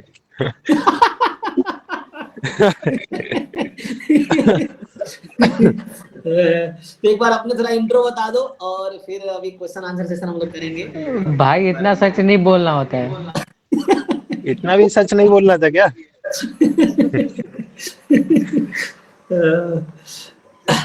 Hello, I am Shivam Tiwari, और मैं यहाँ आईटी बॉम्बे से ओआर से एमएससी कर रहा हूँ, और ग्रेजुएशन लखनऊ यूनिवर्सिटी से किया हुआ है. स्टैटिस्टिक्स और मैथमेटिक्स दोनों ही पढ़ा था, और 2022 में मेरा पहला अटेम्प्ट था. उसमें 315 रैंक थी, तो रैंक उतनी अच्छी नहीं थी, प्रिपरेशन भी नहीं किया था सही से. और सेकंड अटेम्प्ट में टेस्ट सीरीज ज्वाइन की थी सुप्रीमम की, तो उससे काफ़ी हेल्प हुआ था. और मतलब ड्रॉप लिया था ग्रेजुएशन के बाद, तो काफ़ी हेल्प हुआ उससे. पर मतलब रैंक थोड़ा सा और अच्छी होती तो शायद एएसआई मिलता. तो लेकिन फिर ठीक है, अभी यहाँ पे आने के बाद लग रहा है कि ओआर में ही ज़्यादा खुश हैं. एएसआई का थोड़ा सा कोर्स ओआर से, और जैसे ग्रेजुएशन में पढ़ी, तो यहाँ पे सेम में 2 कोर्स तो स्टैटिस्टिक्स के ही हैं. तो थोड़ा सा मतलब जिसका स्टैटिस्टिक्स का बैकग्राउंड है, तो ओआर में उसको थोड़ा सा चिल रहता है फर्स्ट सेम में. तो हम लोग का फर्स्ट सेम में थोड़ा सा चिल है मतलब, लेकिन सेकंड सेम में थोड़ा ज़्यादा मेहनत करनी पड़ेगी, क्योंकि उसमें लीनियर अलजेब्रा भी आ जाएगा थोड़ा, और एमएल ये सब भी रहेगा. पर मतलब कुल मिला के चिल है थोड़ा सा फर्स्ट सेम में, जिसने स्टैटिस्टिक्स पढ़ी है. जो स्टैट से ओआर में आया उसका थोड़ा सा चिल है, लेकिन सेकंड सेम में थोड़ा सा मतलब टफ होने वाला है. एएसआई के कंपैरिजन में ओआर में थोड़ा सा चिल रहता है. सर हम लोग तो linear algebra, real analysis, complex analysis सब कुछ पढ़ रहे हैं. हाँ, मतलब मैथ्स के कोर्स, प्योर मैथ के कोर्स आ रहे हैं, जो एमएससी मैथ में भी है. नहीं, यहाँ पे भी एएसआई के जो हैं वो सब पढ़ रहे हैं. रियल भी पढ़ रहे हैं, एलए भी पढ़ रहे हैं, प्रोबेबिलिटी भी पढ़ रहे हैं, आर भी पढ़ रहे हैं, सब पढ़ रहे हैं. हाँ, स्टैटिस्टिक्स का कोर्स जो है कानपुर का और यहाँ का लगभग सेम ही है. इस बार कर दिया है. पहले कानपुर का अलग था, इन्होंने काफी हाँ. चेंज किया कानपुर में. तब हाँ. रिस्ट्रिक्शन हटा दिए, सारे कोर्स भी लगभग बराबर कर दिया, सेम कर दिए दोनों जगह. एमएससी स्टैटिस्टिक्स हो गया. अब पहले एएसआई था, एएसआई हटा के अब एमएससी स्टैटिस्टिक्स कर दिया है. दोनों जगह यस एमएससी सर. स्टैटिस्टिक्स हो गया अब. तो ये है. पर लेकिन अभी पोर्टल पे भी अभी भी ऐसा ही लिख के ही आ रहा है, पर मतलब ऐसे ऑफिशियली चेंज किया है, पर हर जगह पोर्टल पे अभी भी ऐसा ही लिख के आता है. हाँ, क्योंकि वो बहुत पुराना नाम है ना. उसका चेंज करने की वजह ये है, जैसे मैं अभी हाँ. असिस्टेंट प्रोफेसर के लिए जॉब के लिए अप्लाई करता हूँ, तो मेरा एप्लीकेशन रिजेक्ट हो जाता है। क्यों? क्योंकि वो कहते हैं हाँ। एमएससी स्टैटिस्टिक्स में करके आओ, और मैंने एमएससी किया अप्लाइड स्टैटिस्टिक्स इन्फॉर्मेटिक्स में, तो रिजेक्ट कर देना एक चक्कर में। तो इसलिए उन्होंने चेंज कर दिया है कि कई जगह ऐसा हो जा रहा है। मैं अभी कई जगह अप्लाई किया असिस्टेंट प्रोफेसर के लिए, तो उन्होंने रिजेक्ट कर दिया एप्लीकेशन, ये रीजन देके कि I need MSc statistics degree. फिर एचओडी को मेल किया, फिर एचओडी ने मुझे समझाया कि इसीलिए बेटा हमने चेंज किया है, तो अब आगे से दिक्कत नहीं होनी चाहिए लोगों को। तो थोड़ा ये सब दिक्कत था, तो उस चक्कर में नाम उन्होंने चेंज किया। तो अब डिग्री जो मिलेगी एमएससी स्टैटिस्टिक्स की मिलेगी, अब वैसा है। ठीक है, तो शिवम बाकी कैसा चल रहा है आप लोगों का? मजा आ रहा है? वहाँ एक पुलकित मेरा दोस्त है, एमटेक ज्वाइन किया है ओआर में, वो मेरा क्लासमेट था आईटी बॉम्बे में, मतलब बैचमेट था। जानते हो? नहीं मिलते होगे, पुलकित है एक, वो एमटेक सर ओआर में। ब्रांच कौन सी है? ओआर में ही है, ओआर में OR? गेट अरे वो सर उसकी हाइट बहुत ज्यादा है क्या? बहुत ज्यादा पतला तो हाँ बोला। हाँ हाँ, अरे हाँ हाँ सर, जानते हैं जानते हैं। हाँ, वो मेरे दुबला दोस्त पतला है। सा, हाइट हाँ काफी लंबी है। हाँ हाँ, वो बॉम्बे से एमएससी किया है, फिर वहीं पे ओआर ज्वाइन, एमएससी मैथ्स में हाँ किया। हाँ सर, यस सर, जानते हैं हाँ, उसको। तो वो और वहाँ से, तो आज ही बता रहा था बच्चों को, गेट के थ्रू एमटेक कर सकते हो ओआर में, या जैम के थ्रू एमएससी ओआर में कर सकते हो, ये है। ठीक है, तो कुछ क्वेश्चन आंसर सेशन ले लेते हैं। बाकी मजा आ रहा है मतलब शिवम वहाँ पे कोर्स में? मतलब थोड़ा स्ट्रगल तो रहता है बॉम्बे में, लेकिन ठीक है। सर अभी अभी अभी मतलब अच्छा लग रहा है ना, क्योंकि स्टैटिस्टिक्स पढ़ के हैं थोड़ी सी। तो OR में एक पेपर जो है इंजीनियरिंग स्टैटिस्टिक्स का, तो वो हाँ, पूरा जो है जैम का सिलेबस ही है। अच्छा। तो उसमें ज्यादा मतलब उसमें हो जा रहा है, उसमें कोई दिक्कत ही नहीं हो रही है। और 2 लैब है, तो लैब वाला भी मतलब वो प्लेसमेंट में ही काम आएगी, तो वो अच्छी चीज है। और एक प्रोबेबिलिटी एंड स्टोकास्टिक है, तो उसमें भी 50% सिलेबस जो है जैम का है। जैम का है, हाँ। और 1-2 कोर्स नए हैं, बाकी मतलब ज्यादा अभी प्रेशर नहीं है। प्रेशर तो सेकंड सेम में ज्यादा रहेगा हम लोग के ऊपर। हम्म। ओके, तो कुछ क्वेश्चन चैट में आएंगे वन बाय वन, जिनको जो समझ आता है आप आंसर बता देना। जिन लोगों को डाउट है, कुछ क्वेरी है, चैट में लिख सकते हो या अनम्यूट करके पूछ सकते हो। जैसे आदित्य ने पूछा हुआ है चैट में एक क्वेश्चन कि टेस्ट में एक्यूरेसी कैसे इंक्रीज करे, उसका कुछ मेथड है क्या? मेरा 60-70 पे सेचुरेशन हो गया है, 60-70% पे कहना चाह रहा होगा। ओके, कैसे इंप्रूव करें टेस्ट में एक्यूरेसी? मॉक टेस्ट में इस बार हम बहुत ज्यादा मॉक टेस्ट करवा रहे हैं, है ना? तो 100 मॉक टेस्ट करवा रहे हैं हम लोग। तो इसमें है कि अब टेस्ट का बता दो तुम लोगों को जो समझ आ रहा है, कि मॉक टेस्ट में कैसे इंक्रीज करें एक्यूरेसी को, ये पूछ रहा है। कुछ अपना जो समझ आ रहा है। कोई सा बता दो, कोई भी जिनको जो समझ आ रहा है, हाँ, कि कैसे इंप्रूव कर सकता है कोई। ईशान तुम ही बता दो जब तक, ये लोग थोड़ा बात करने बिजी हैं। सर मैं बताता हूँ। जैसे आपने एक टेस्ट दिया होगा, तो मान लो आपके 30-40 मार्क्स आए होंगे, तो जो भी आपने एग्जाम दिया है ना, उसमें आपके जो भी मिस्टेक्स रहे होंगे वो आप किसी कॉपी पे लिख सकते हो, ठीक है? जैसे जिस भी कॉन्सेप्ट में आपको दिक्कत हो रही है, और उसके बाद जब भी आप अगला पेपर देने जाओगे ना, तो आप वो सारी मिस्टेक एक बार रिवाइज करके जाना, ठीक है? इससे थोड़ी सी मिस्टेक मिनिमाइज हो जाएंगी। उसके बाद जब अगला पेपर दोगे तो सेम इसको फॉलो करना, थर्ड पेपर दोगे तब भी सेम इसको फॉलो करना। जब 4-5 पेपर दे लोगे ना, तो आपको दिखेगा आप सेम पैटर्न ऑफ मिस्टेक्स करते हो। और जब आप पेपर देने जाओगे ना, तो क्वेश्चन अटेम्प्ट करने से पहले ही आपको पता चल जाएगा कि इस क्वेश्चन में ना मैं ये गलती कर देता हूँ। तो बस आपके लिए अच्छा रहेगा, वो मिस्टेक्स बहुत ज्यादा रिड्यूस होंगी। और नेगेटिव क्वेश्चंस, बहुत नेगेटिव मार्किंग वाले क्वेश्चंस ज्यादा अग्रेसिवली अटेम्प्ट मत करना, बस यही है। बाकी लोगों को और कुछ समझ आ रहा हो बता दीजिए, जिनको कुछ समझ आ रहा हो टेस्ट इंप्रूव करने का। कोई पूछ रहा है कि ड्रॉप करना वर्थ इट है कि नहीं। हाँ, तो मैंने तो थर्ड अटेम्प्ट में किया है, लेकिन बात यही है कि तुम्हारे पास इतना टाइम है क्या? तुम्हारे लाइफ या तुम्हारे पेरेंट्स इतना अलाउ कर रहे हैं क्या कि तुम इतना ड्रॉप लो?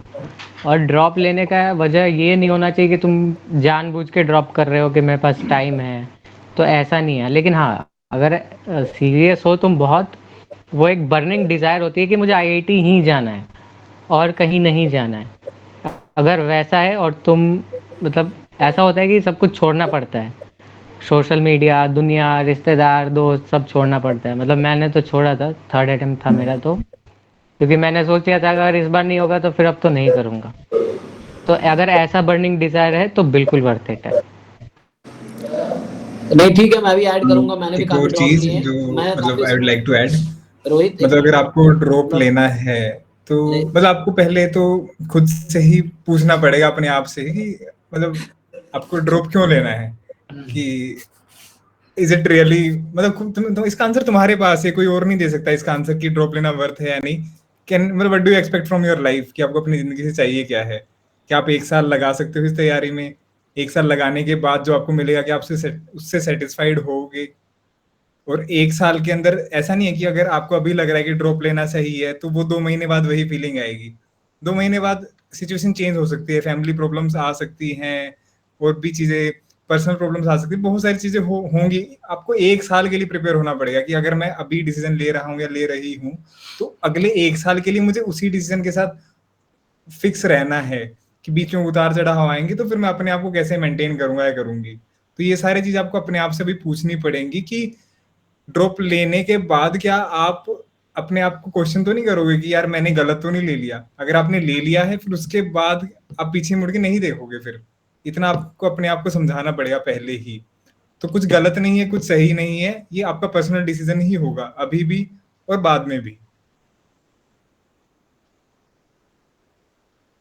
ये कह रहा था मैंने भी ड्रॉप काफी लिए हैं। देखो वही डिपेंड करता है, रोहित ने कहा कि आपको देखना है कि लाइफ में कितना रिस्क। माधव भी यही कह रहे थे कि लाइक क्या करना है आपको। जैसे मैंने भी काफी समय में 4 साल बर्बाद किया हूँ, मैं 2 बार एमएससी किया हूँ और बीच में 2 साल का ड्रॉप भी लिया हूँ। मतलब मैं 6 साल में सिर्फ एमएससी किया हूँ, तुम अगर देखोगे तो। मतलब 2 बार एमएससी किया, बीच में 2 साल का गैप भी है। मतलब एमएससी गैप ऐसे करके 4 साल एमएससी में लगाया, 2 साल ड्रॉप है मेरा। 6 साल में मैं सिर्फ एमएससी की डिग्री किया हूँ। तो लेकिन अब मुझे वर्थ इट लगता है। मेरा पीएचडी 2 साल में कंप्लीट हो गया, 3 साल में वेट कर रहा हूँ डिग्री कंप्लीट करने के लिए। आगे इतना अच्छा फ्यूचर दिख रहा है मुझे, तो वो है। लेकिन आप में अगर उतनी कॉन्फिडेंस है या रिस्क लेने का वो है, पेरेंट अगर अलाउ करते हैं तो उस तरह से आपको खुद एनालाइज करना होगा पेरेंट्स से बात करके। लेकिन इसमें भी रिस्क है। अगर आप वर्ड ड्रॉप लेते हो, नहीं हुआ तो क्या करोगे? कोई जरूरत नहीं, हो ही जाएगा। लेकिन अगर आप मेहनत ढंग से करोगे पूरी मतलब मेहनत से, तो हो ही जाएगा। क्योंकि आप में से ही किसी का होना है। ये लोग भी आज आईआईटी में बैठे हैं तो मेहनत किए पहुंचे। हम भी आईआईटी से निकले, वैसे ही आप में से भी कोई आईआईटी जाएगा तो आप लोग ही हैं। तो आप मेहनत करेंगे। आपका 3,000 बच्चा फॉर्म भरा, उन्हीं में से 3,000 में से ही 100-200 का एडमिशन होगा। तो वो आपको डिसाइड करना है। ठीक है, तो ले सकते हो, वर्थ इट रहेगा फ्यूचर अगर आपका अच्छा बनाना है तो। यस। और बहुत सारे क्वेश्चन आने लगे। अब तो एक एक करके देख लो, जिनको जो समझ आ रहा है बता दो, जिनका आंसर जिनको लग रहा है चैट में। Regarding coaching for jam, actually coaching jam हो या फिर कोई भी चीज हो, कोचिंग इसलिए होती है कि आपकी कंसिस्टेंसी मेंटेन रहे, आप डिसिप्लिन रहो। अगर आपको लगता है, अगर अपने पास्ट को देखो कि आपने जब भी किसी भी एग्जाम की या फिर किसी चीज की तैयारी करी है, या मतलब आप सेल्फ मोटिवेटेड रहते हो, या फिर आपको पीछे से कोई बोलने वाला चाहिए कि यार तू ये काम कर, तो ये काम कर, तब आपका रिजल्ट किस टाइम पे आता है? खुद से आ जाता है या फिर कोई बोलने वाला होता है? If you think that you are a person who works with self motivation, then you should not take coaching. Without coaching you can do the things. But if you think that you need some pressure from behind, that you have to do this thing, उसके बाद ही तुम अच्छा perform करते हो, then you should join some coaching. मतलब in the end आपको वो सब करना कि आपको लास्ट में पछतावा ना हो कि काश मैं वो कर लेता। तो जो कुछ भी कर सकते हो वो कर लो अभी। लास्ट में पछतावा नहीं होना चाहिए कि यार मैं वो कर लेता तो ऐसा हो जाता। अगर आपको कोचिंग लेना वर्थ इट लग रहा है तो ले लो, कोई वो घाटा नहीं है। 15, 20, 30, 40 इतना ही होंगे, एटलीस्ट आप सेटिस्फाइड होगे। तो चीज और भी है, मतलब सर यहाँ पर ना सब तरह के बच्चे हैं। जो कोचिंग से आए हैं वो भी है, जो बिना कोचिंग के आए वो भी हैं, और वो बच्चे भी हैं जिन्होंने सिर्फ मॉक टेस्ट दिया है। तो कभी कभी ये पर्सन टू पर्सन भी डिपेंड कर जाता है काफी ज्यादा। फिर उसमें कुछ ऐसे भी हैं जो 3rd ईयर मतलब ड्रॉपर हैं, कुछ बिना ड्रॉप किए और थोड़ा सा मॉक टेस्ट दे के आ गए। खुद की कैपेबिलिटी भी होती है, फिर गाइडेंस भी पीछे डिपेंड करती है कि कौन गाइड कर रहा है आपको। कोचिंग से ये होता है कि काफी लोगों के पास गाइडेंस नहीं होती, तो कोचिंग से एक प्रॉपर गाइडेंस मिल जाती है आपको कि आप रॉन्ग डायरेक्शन में तो नहीं जा रहे। ऐसे लोग को भी जानता हूँ मैं जो पढ़ाई में अच्छे होते हैं बट उनके पास गाइडेंस नहीं होती, वो बुक लेते हैं उसको पढ़ना शुरू कर देते हैं, तो वो उनको काफी मतलब नेगेटिवली अफेक्ट करते हैं उनको। तो समटाइम्स कोचिंग बिकम्स नेसेसरी। जैसे अभी आप ग्रेजुएशन की फर्स्ट ईयर में ही हो, तो पहले नए नए बच्चे आए 12th के बाद ना, तो बड़ा होता है एक्सप्लोर करने का, ये भी एक्सप्लोर करना, वो भी एक्सप्लोर करना। अभी आपके मन में होगा मुझे जैम क्लियर करना है, बट एक टाइम पे आप ऐसे ग्रुप में चले जाओगे मे बी कि वहां पे लोग होंगे नहीं यार मुझे कुछ और करना है लाइफ में, तो आप डाइवर्ट भी हो जाओगे। पर अभी तो मतलब फर्स्ट ईयर में ही हो, you have time to think, explore करो थोड़ा सा अपने ऑप्शंस को ना, तो अभी तो टाइम है। मतलब अभी बंधो मत किसी चीज के साथ, this is my personal suggestion कि अभी अचानक से मत बन जाओ कि यार हाँ 3 साल का अभी से आप प्लान लेके चल रहे हो। अभी चीजों को सीखो, एक्सप्लोर करो, क्या पता कुछ और भी अच्छी चीज आपके लिए नॉट ओनली दिस थिंग। थोड़ा सा एक्सप्लोर करो।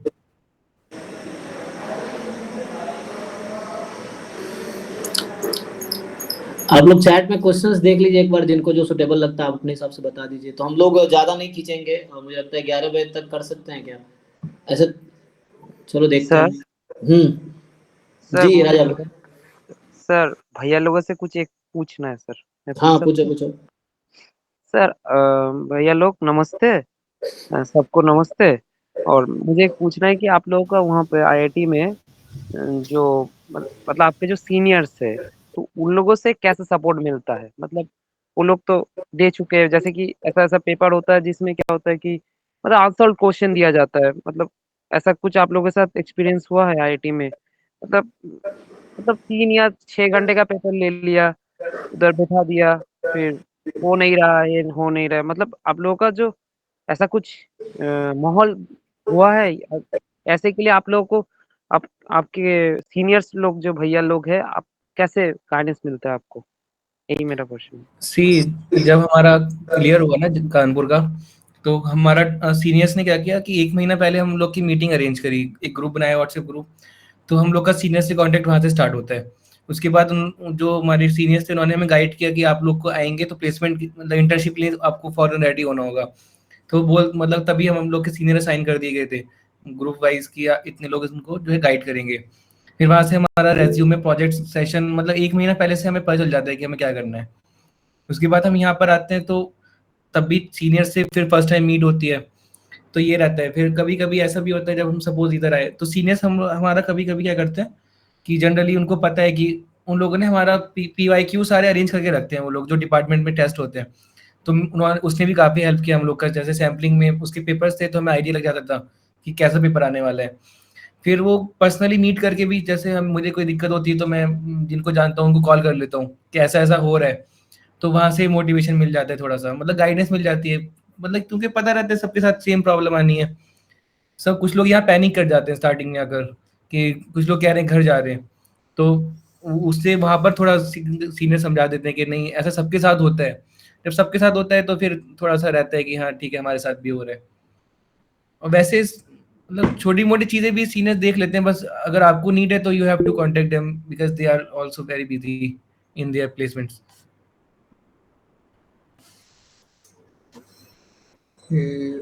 और आईआईटी कानपुर में जो आप लोग है वहाँ पर जो एक, जैसे कि सर आईआईटी बॉम्बे से सर ने बताया कि आईआईटी बॉम्बे में एक कंपनीज में प्लेसमेंट होता है, फिर एक प्रोफेसरी का भी प्लेसमेंट होता है। तो आप लोगों का वहाँ पे कि कोई यूनिवर्सिटी में पढ़ाने के लिए कोई प्रोफेसरी का प्लेसमेंट होता है, मतलब एकेडमिकली जो होता है? जैसे मैं ज्वाइन किया था सोआ यूनिवर्सिटी भुवनेश्वर में बॉम्बे के थ्रू ही, और थापर यूनिवर्सिटी आती है, ये सब आती है वहाँ पे एमएससी वालों को भी ले जाती है असिस्टेंट प्रोफेसर के रूप में। जैसे मैं खुद ज्वाइन किया था सोआ यूनिवर्सिटी भुवनेश्वर में, असिस्टेंट प्रोफेसर था मैं, बॉम्बे प्लेसमेंट के थ्रू ही मुझे मिला था वो। तो वैसे भी थापर है या सोआ है या कुछ जो डीम्ड यूनिवर्सिटीज हैं, प्राइवेट डीम्ड यूनिवर्सिटी जनरली वो रिक्रूट करती है। कानपुर में ऐसा कुछ है? सर हमें नॉलेज तो नहीं है ऐसी कोई। मतलब सर जो हमने लास्ट ईयर का स्टैट्स देखा था उसमें तो सारी कंपनियां ही थी, कोई ऐसी यूनिवर्सिटी नहीं थी पिछले साल की, और अभी इंटर्नशिप के लिए भी ऐसा कुछ नहीं आया। तो या कई बार लोग इंटरेस्टेड नहीं होते, जैसे मुझे टीचिंग में इंटरेस्ट था इसलिए मैं अप्लाई किया वहाँ पे। कई बार कंपनी जाती बच्चे इंटरेस्टेड नहीं होते, आप अप्लाई ही नहीं करोगे तो वो इसलिए पास में होगा ही नहीं, क्योंकि आपको भी इंटरेस्ट नहीं है टीचर बनने में। क्योंकि मैं टीचर था तो मुझे टीचिंग में इंटरेस्ट है, मैंने यूनिवर्सिटी में अप्लाई किया। मुझे एमएनसी का इंटरेस्ट नहीं था, जैसे आप लोगों को इंटरेस्ट नहीं होगा पढ़ाने का मतलब किसी यूनिवर्सिटी में, तो कैसे अप्लाई नहीं करते, आती होगी मतलब। हाँ तो आप लोग अभी श्योर नहीं मतलब होंगे। सर वो है ना सर, यहाँ पे तो एसपीओ का मतलब एक पोर्टल बन जाता है, पोर्टल पे पता चल ही जाता है कौन सी आ रही है कौन सी नहीं आ रही है। तो अभी तक जैसे हमारे इंटर्नशिप के लिए तो कोई ऐसी कुछ आई ही नहीं, बाकी हाँ प्लेसमेंट्स के लिए आएंगी मतलब मे बी, तो उसका पता नहीं है अभी हमें। ओके ओके ठीक है। ऐसे बॉम्बे में तो कोचिंग वोचिंग में आने लगे हैं इस बार तो। एलन वेलन भी आई थी, कई सारे मेरे दोस्त हैं जो एलन में ज्वाइन किए हैं, मतलब दोस्त हैं मतलब वो बाद में से किए हैं लेट, तो वो एलन ज्वाइन किए हैं। कुछ लोग ऐसे भी हैं बॉम्बे से एएसआई में थे, वो एलन में जाके जॉब प्लेसमेंट हुआ था उनका जिन 10-15 लाख पे। तो वैसे भी कोचिंग से बॉम्बे में अलाउ कर दिया है ऐसे। पता नहीं सर बाकी। एलएन का फुल फॉर्म क्या है? एलएन? वो एलन कोचिंग है, Allen coaching centre IIT JEE वाली का जो है। ओके एलन करियर इंस्टीट्यूट है ना कोटा में, बहुत ओके फेमस ओके, हाँ कोचिंग। याद आ गया। तो उसी में कुछ लोग गए हैं बॉम्बे से, एमएससी मैथ करके भी और एमएससी स्टैट्स करके भी, तो वैसा भी है। ये 2 लोगों का क्वेश्चन है कि how to manage third semester. तो मैंने तो मतलब during my GATE preparation I was doing my MSc. तो मतलब आई नो मतलब सबसे पहली चीज मैटर कर रही है आप ग्रेजुएशन कहाँ से कर रहे हो। ठीक है, तो ये भी चीज है, बट मेन थिंग इज आपको अपनी सारी एनर्जी अपनी एकेडमिक्स को ही देनी पड़ेगी उस टाइम पे ना। आपका जो फाइनल ईयर है, तो beat like your semester exams और बीट जैम और एनी अदर कॉम्पिटिटिव एग्जाम, मतलब point is you have to be very focused and you have to give your complete energy to this thing. ठीक है, आपको थोड़ा सा डिस्ट्रैक्ट नहीं होना, मतलब things can wait, like friends can wait for some time, कुछ 6-7 महीने का टाइम है कि दोस्त वेट कर सकते हैं, रिलेशनशिप्स कैन वेट, तो देयर आर थिंग्स, फैमिली वाले तो समझ ही जाते हैं, बट कुछ चीजें हैं जो चीज आपके हाथ में है, आप उनको अपने ही हाथ में रखो, है ना, तो आप उनको थोड़ा सा कंट्रोल कर सकते हो। तो मेन अपना फोकस थोड़ा सा पढ़ाई पे रखो, चीजें मैनेज हो जाती हैं, ऐसी कोई बड़ी चीज नहीं है कि आप नहीं कर सकते हो। हाँ, थोड़ा सा डिफिकल्ट होगा, it is challenging but it is not impossible. तो आपको अपना सारा ध्यान अपनी पढ़ाई की ओर ही लगाना है, कि थोड़ी सी दोस्तों के साथ अगर अपने आप को ऑब्जर्व करो कि तुम अपना टाइम कहाँ लगा रहे हो, थोड़ा टाइम कहाँ वेस्ट कर रहे हो, जहां से तुम अपना टाइम निकाल सकते हो, like social media is there. तुम्हें लगता है कि अपने पिछले एक हफ्ते का, फिर एक महीने का देखो कि पिछले एक महीने में तुमने सोशल मीडिया से क्या गेन किया है। If you think that is it worth nothing, then leave it, it is of no use. 6-7 महीने के बाद अगर अच्छी जगह पे हो जाओगे, तो उसके बाद चलाने का ही अलग मजा आएगा ना। तो क्या पता तुम्हारा चलाने का ही मन ना करे उसके बाद। तो बहुत सारी चीजें हैं, फेसबुक हो गया, इंस्टाग्राम हो गई, दोस्तों के साथ इधर घूमना हो गया।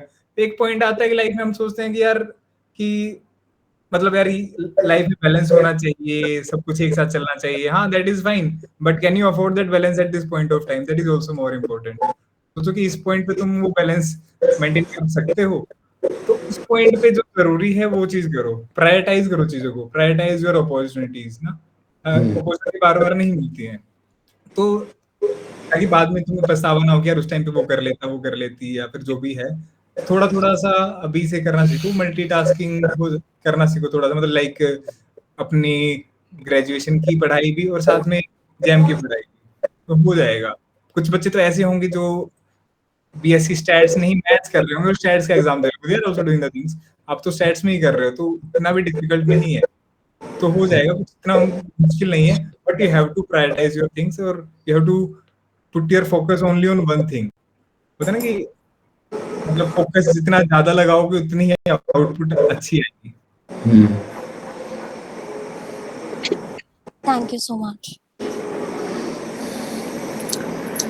आप लोगों को स्कॉलरशिप मिलता है उधर, मतलब किस, मतलब आईआईटी में स्कॉलरशिप मिलता है?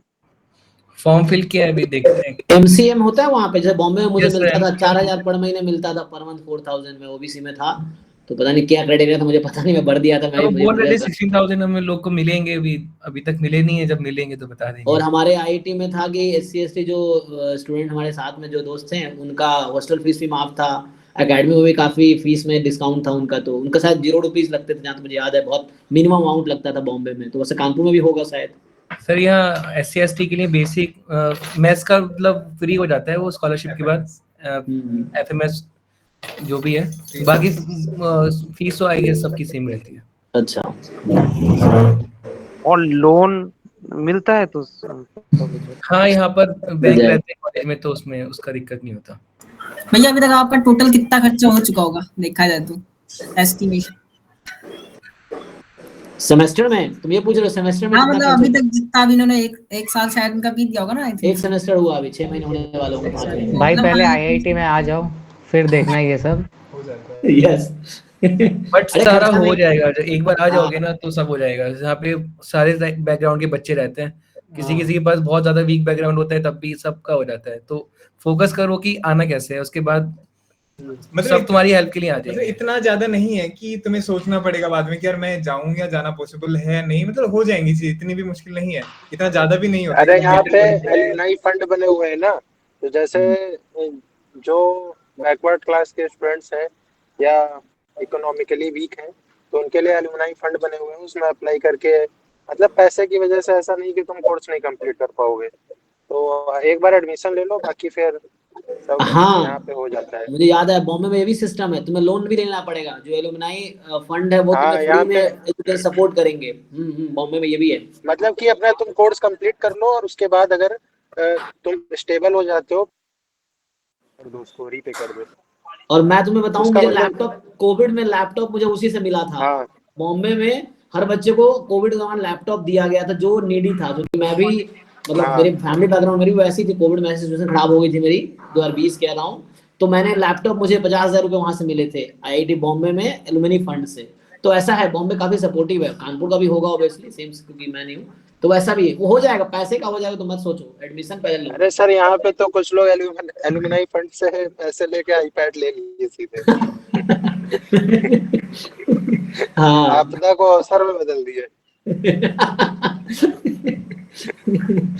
ये है। ओके, और क्वेश्चन देख लो चैट में, कुछ बताने का हो तो। हाँ ये 3 मंथ क्या करे, अभी नेक्स्ट 3 मंथ का कोई हाँ पूछ रहा सर, है क्या ये करे, लास्ट बता 3 मंथ में क्या करें? अगर सब हाँ, मतलब क्या नॉर्मल करें? पढ़ लिया, एक ओवरव्यू ले लिया सिलेबस का, तो अब क्या करें मतलब? तो लास्ट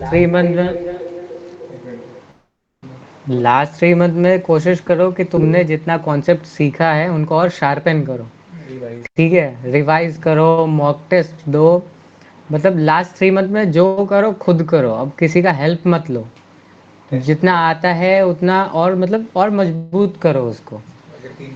हाँ मतलब डेली बाकी प्रैक्टिस, लोग मतलब लास्ट 3 मंथ्स में ना सबसे इंपॉर्टेंट मुझे क्या लगता है कि वो प्रैक्टिस सेट है। तो जितना ज़्यादा प्रैक्टिस सेट दोगे तो तुम्हारे कॉन्सेप्ट है वो अपने आप उसको मतलब अपने आप स्ट्रांग हो जाएंगे। वो रिवीजन तो चलता रहेगा, बट आपको ये रहेगा कि कौन से कॉन्सेप्ट कैसे लगाना है। फिर आप जो 3 घंटे का टेस्ट दे रहे हैं, 3 घंटे का मतलब प्रैक्टिस सेट दिए, 3 घंटा बैठिए वहाँ पे, भले ही आपसे क्वेश्चन नहीं हो रहा तब भी आपको बैठना है। फिर अपनी जब आप डेली टेस्ट देंगे ना तो आपकी एक्यूरेसी अपने आप फिर मेंटेन होगी। वो आप ऐसा नहीं कि आप जा रहे पेपर दे रहे हैं तो मतलब रॉन्ग नहीं होगा। मेरे साथ भी यही था कि आप मैंने इतने सारे मॉक टेस्ट दिए कि नेगेटिव मार्किंग 0 हो गई थी मेरी। वैसे क्वेश्चन नहीं करता टाइम वो अलग चीज़ है। फिर इस बार तो पहले हम स्टार्टिंग में मेरे 100 मार्क्स भी इतने नहीं आ रहे थे, सब पढ़ रखा था मैंने, लेकिन फिर वही मॉक टेस्ट से ही धीरे धीरे वो अब जाएंगे वो। इस बार हम 100 लास्ट मॉक 3 टेस्ट मंथ्स में तो करवा रहे यही थे कर हमने, सकते हैं, ताकि प्रैक्टिस बच्चों सेट को और ज्यादा मॉक प्रैक्टिस टेस्ट। हो। और अगर आप हाँ जैसे राजेश का क्वेश्चन है कि आप एमएससी कर रहे हो, तो एमएससी का तो फर्स्ट ईयर लगभग आई गेस पहले सेमेस्टर का सिलेबस सारा ही वो होता है जो जैम में आता है। तो आपको कोई प्रॉब्लम आएगी नहीं। आपको मतलब अपनी एमएससी के ऊपर मतलब जो हो रहा है उस पर ध्यान देना है, और साथ के साथ क्वेश्चंस प्रैक्टिस करने हैं बस। एमएससी में एग्जाम्स में थ्योरी आती है, मतलब थ्योरम्स वगैरह आती हैं, और उन थ्योरम्स के बेस पे आपको क्वेश्चन प्रैक्टिस करने हैं। अभी जैसे दिसंबर में आपके एग्जाम हो जाएंगे तो आपके पास छुट्टियां होंगी, 1 महीने का टाइम है, तो उस 1 महीने के टाइम पे मॉक टेस्ट वगैरह दीजिए, प्रीवियस ईयर अच्छे से कीजिए। प्रीवियस ईयर बहुत जरूरी है यार, कोई भी अगर गेट भी दे रहे हो, जैम भी दे रहे हो, तो प्रीवियस ईयर तो मतलब सर ने भी बोला ही होगा, हर कोई बोलता है ग्रंथ तो वही होते हैं, उनके बेस पे क्वेश्चंस बनते हैं, तो वो अच्छे से करो। लास्ट 3 मंथ में तो ये बस बैठो, अपने आप को बैठाओ, कि ताकि होता है ना कि कंडीशनिंग करनी है, तो कंडीशनिंग करो कि एग्जाम के टाइम पे कैसे कैसे सिचुएशंस हो सकती हैं। तो सारी सिचुएशन तुम्हें पता होनी चाहिए कि अगर मेरे को प्रेशराइज फील हो रहा है, मेरी हार्ट बीट तेज हो रही है, तो अपने आप को कैसे डील करना है, क्योंकि तुम्हें उस 3 घंटे में ही अपनी पूरी 1 साल की, 6 महीने की, 8 महीने की जितनी तुमने तैयारी करी है, सब कुछ लगाना है उस 3 महीने में। तो अपनी कंडीशनिंग करो उस हिसाब से।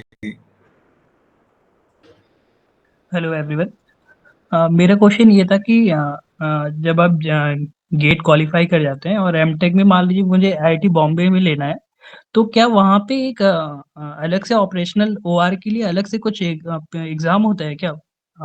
और उसके साथ फिर इंटरव्यू भी होता है या आई थिंक ये पर लोग दोनों साथ? एग्जाम क्वालिफाइड हैं। शिवम मैं बता देता हूँ, गेट ओके क्वालिफाई सर। करोगे तो डिपेंड करता है इंस्टीट्यूट पे। तो वो तुम्हें मैं गेट का नंबर, मैं बोला ना एक मेरा दोस्त है अभी, मैं नाम भी भूल गया, शिवम क्या नाम बताया था?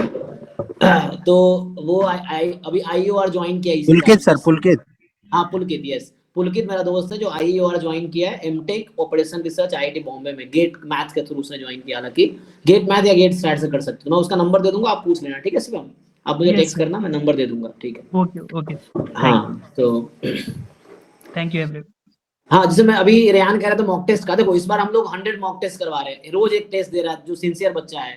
तो कुछ के 10 आ रहे, 20 आ रहे, क्या ही दिक्कत है, लेकिन टेस्ट देते रहो, एंड तक तुम बहुत बेटर सिचुएशन में आ जाओगे। अभी नहीं हो रहा लेकिन उसको सीखो, कमी हो, जैसे बता रहा था ना ईशान या माधव, ये रोहित, ये लोग बता रहे हैं। तो जो रोज एक एक टेस्ट दो आप, और गलतियां एनालाइज करो, अब वो गलती को नेक्स्ट टेस्ट में कोशिश करो सेम ना हो, तो ये हो जाएगा। बाकी ये लोग बता देंगे और, ठीक है। एक किसी ने पूछा है इंटर्नशिप कब से स्टार्ट होती है, तो भाई इंटर्नशिप्स यार आईआईटी कानपुर में तो आते ही शुरू, मतलब इंटरव्यू तो आते ही शुरू हो जाते हैं, और इंटर्नशिप बेसिकली होती है आपकी जो समर ब्रेक होती है एक साल के बाद उस टाइम पे, और बॉम्बे में होती है शायद अभी चल रही है, अक्टूबर के टाइम पे ही होती है, अक्टूबर नवंबर में इंटरव्यू होते हैं। कानपुर में अगस्त में होते हैं, बॉम्बे में अक्टूबर नवंबर में होते हैं ये। और प्रिपरेशन कैसे स्टार्ट की थी? प्रिपरेशन तो यार मतलब हर किसी का अपना तरीका होता है, इसकी लाइफ में जैसी सिचुएशन चल रही है तो वो वैसे शुरू करता है, किसी को कोचिंग मिल जाती है, किसी के पीछे कोई मोटिवेशन होता है, तो it depends, it's a very personal question.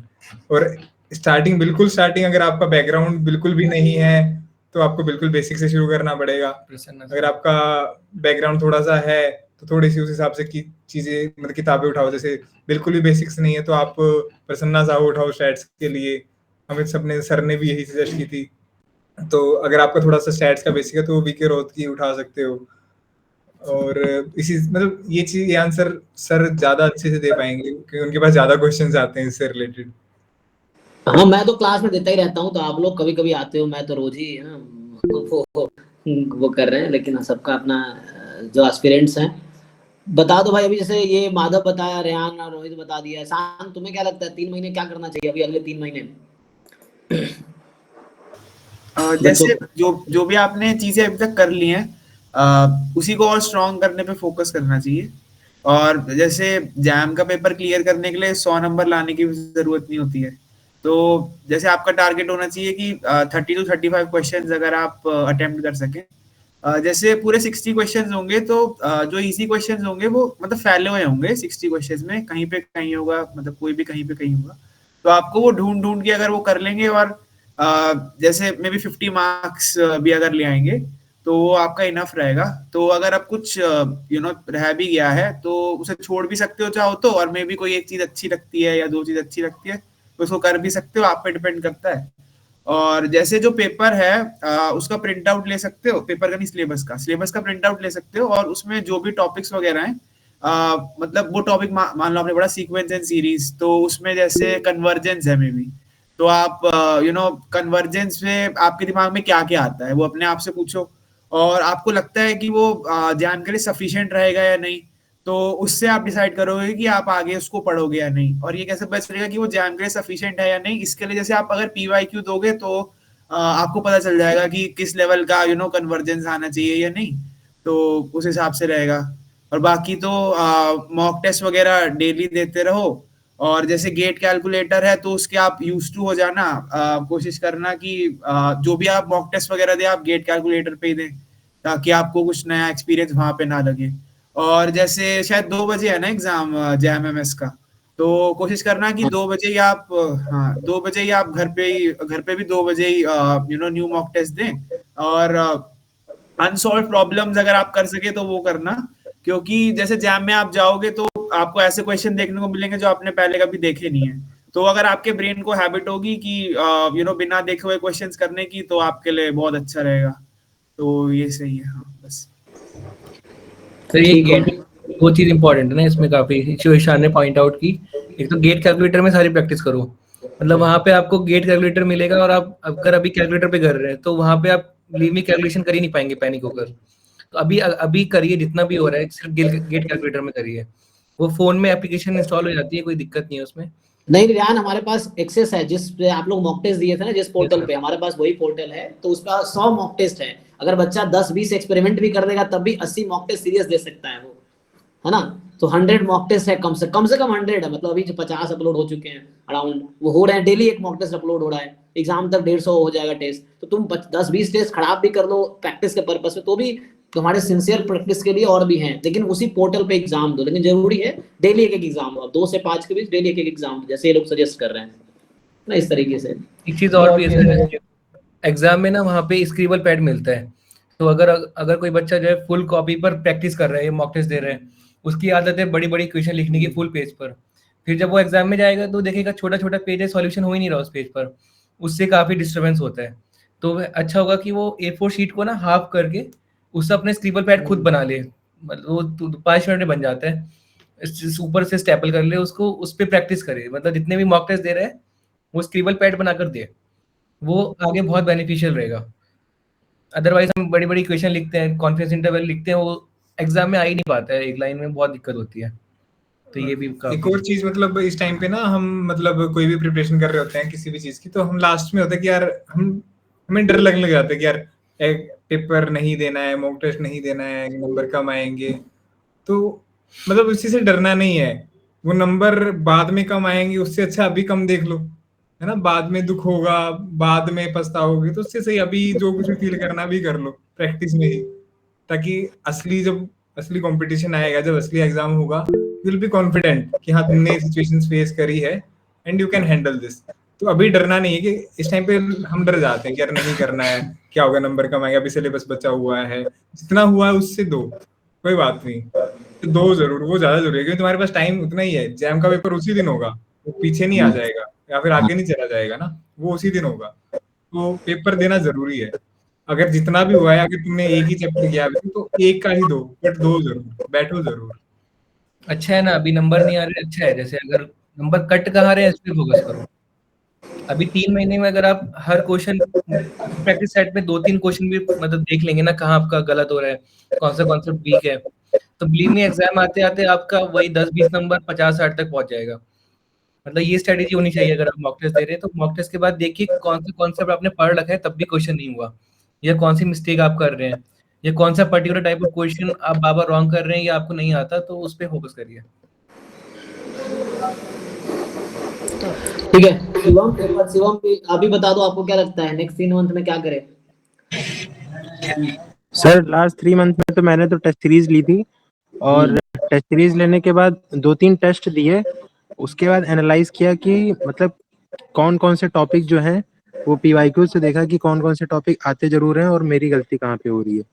उसको एक पेज पे सारे टॉपिक लिख लिए थे, उसके बाद उसको पढ़ा, उस पे क्वेश्चन किए, पीवाईक्यू दोबारा किए, फिर टेस्ट सीरीज दी, फिर देखा कि मतलब वो सही हो रहे हैं कि नहीं हो रहे हैं क्वेश्चन। और एक चीज मैं और ऐड करना चाहूंगा, जैसे जो स्टैट्स के स्टूडेंट होते हैं वो ज्यादातर क्या करते हैं ना, मैथ्स के टॉपिक को इग्नोर मारते रहते हैं कि यार ठीक है मैथ्स वाला नहीं भी पढ़ेंगे कोई बात नहीं, हो जाएगा, 70% वेटेज तो स्टैट्स का है। पर लेकिन मुझे लगता है ना कि वो 30% वेटेज जो मैथ का है उसमें क्वेश्चन जो होते हैं वो इजी आते हैं। मैंने तो एलए छोड़ के लगभग तीनों टॉपिक सही से पढ़े थे, तो उससे काफी हेल्प होगी कि मैथ्स का जो 30% वेटेज है उसको अच्छे से पढ़ो, उसमें थोड़ा इजी क्वेश्चन मिल जाते हैं, तो मैथ्स से तुम्हारी रैंक इंक्रीज हो सकती है। और स्टैट्स में जितने भी क्वेश्चन आएंगे उसमें से ज्यादा तुमको 10 से 12 क्वेश्चन ही तुम्हारे मतलब वो बिलो एवरेज वाले लेवल के रहते हैं, बाकी मैक्सिमम क्वेश्चन ऐसे होंगे जो टफ लेवल के होते हैं। तो मतलब कि मैथ्स पढ़ना भी बहुत जरूरी है। और लास्ट के 3 मंथ में तो बस टेस्ट सीरीज दो, पीवाईक्यू लगाओ और अपने आप को एनालाइज करो कि कहाँ पे गलती हो रही है, कौन से टॉपिक छूट रहे हैं।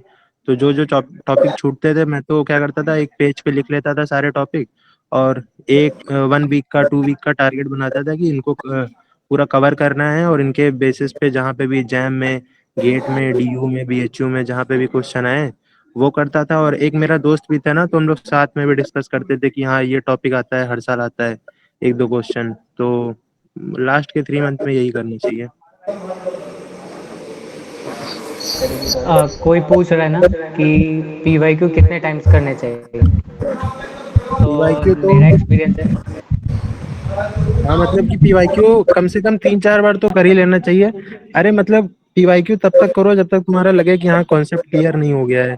अगर तुम एक क्वेश्चन देख रहे हो कि लग रहा है कि यार ये तो एकदम रट गया है दिमाग में, तो वही दोबारा नहीं, मतलब पहले 1-2 बार ज्यादा एफर्ट लगता है, फिर जब तीसरी चौथी बार करते हैं तो ऐसा होता है ना कि ये वाला तो एकदम आता ही है, तो फिर उसको लेके नहीं बैठ जाना है। जो क्वेश्चन में पिछली बार दिक्कत हुई थी तो वो वाला दोबारा करो। हम लोग के साथ ऐसा था कि हम पीवाईक्यू इतना किए कि हम लोग को उनका आंसर याद हो गया था। तो ऐसा भी नहीं है कि केवल पीवाईक्यू ही करना है, आपको पीवाईक्यू के साथ साथ नए क्वेश्चंस भी ट्राई करने हैं, और कोशिश करना कि अगर क्वेश्चंस ना हो तो सोचना कि क्यों नहीं हुए, तुम कहाँ लैग कर रहे हो, क्या तुम्हारे पास वो कॉन्सेप्ट नहीं है, या तुम कुछ कैलकुलेशन मिस्टेक कर रहे हो, या मतलब क्या गलती हो रही है, ये एनालाइज करना ज़रूरी है। और एक चीज़ और होता है कि प्रिपरेशन केवल प्रैक्टिस करके नहीं होता है, मतलब बुक पढ़ना, क्वेश्चंस करना, मॉक टेस्ट लेना केवल ये प्रिपरेशन नहीं है। प्रिपरेशन मेंटल लेवल पे भी होता है, क्योंकि पिछले बार क्या हुआ है ना कि लखनऊ सेंटर पे एग्जाम डिले भी हुआ है, दिल्ली में भी। अब और भी बहुत जगह पे हुआ है डिले। तो उस टाइम में ना मेंटली आप बहुत वो हो जाते हो कि अरे पूरी दुनिया एग्जाम दे रही है, मैं नहीं दे रहा। तो उस टाइम मेंटली भी स्ट्रांग होना आपको ज़रूरी है। आपको सोच के जाना पड़ेगा कि क्या क्या हो सकता है, आप उस सिचुएशन में कैसे रिएक्ट करोगे, आप अपने आप को कैसे शांत रखोगे। मेरे साथ क्या हुआ शुरुआत में ना कि शुरुआत के 10 क्वेश्चन में मेरे आधे घंटे लग गए और केवल एक क्वेश्चन सॉल्व हुआ। तो मैं इतना पैनिक कर गया, इतना पैनिक कर गया कि एग्ज़ाम में ही मुझे लगने लगा कि मेरे से नहीं होगा जैम।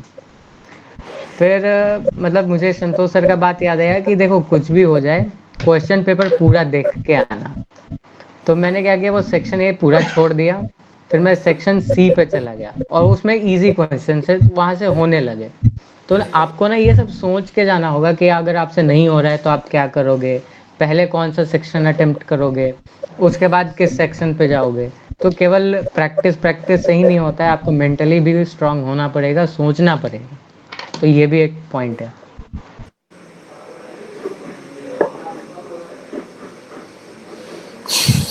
दूसरा सर एक क्वेश्चन कोई पूछ रहा था स्ट्रेटेजी का, तो हम लोग का जो प्रैक्टिस सेट देते थे ये मतलब हम लोग का मेरा स्पेशली ये बन गया था कि पहले एमसीक्यू ट्राई करने, उसमें पता नहीं कितना टाइम लगा था, बट एमसीक्यू के बाद फिर सीधा एनईटी, एनईटी के बाद जो भी 45 मिनट्स मिलते हैं या आधा घंटा मिलता है उसमें आपको एमएसक्यू करना है। मतलब एमएसक्यू नहीं देना उसको ज्यादा टाइम, क्योंकि उसमें गलत होने के चांसेस बहुत ज्यादा होते हैं। मतलब आपने 3 सही कर दिए, एक गलत हो गया, आपका सारा टाइम वेस्ट हो गया।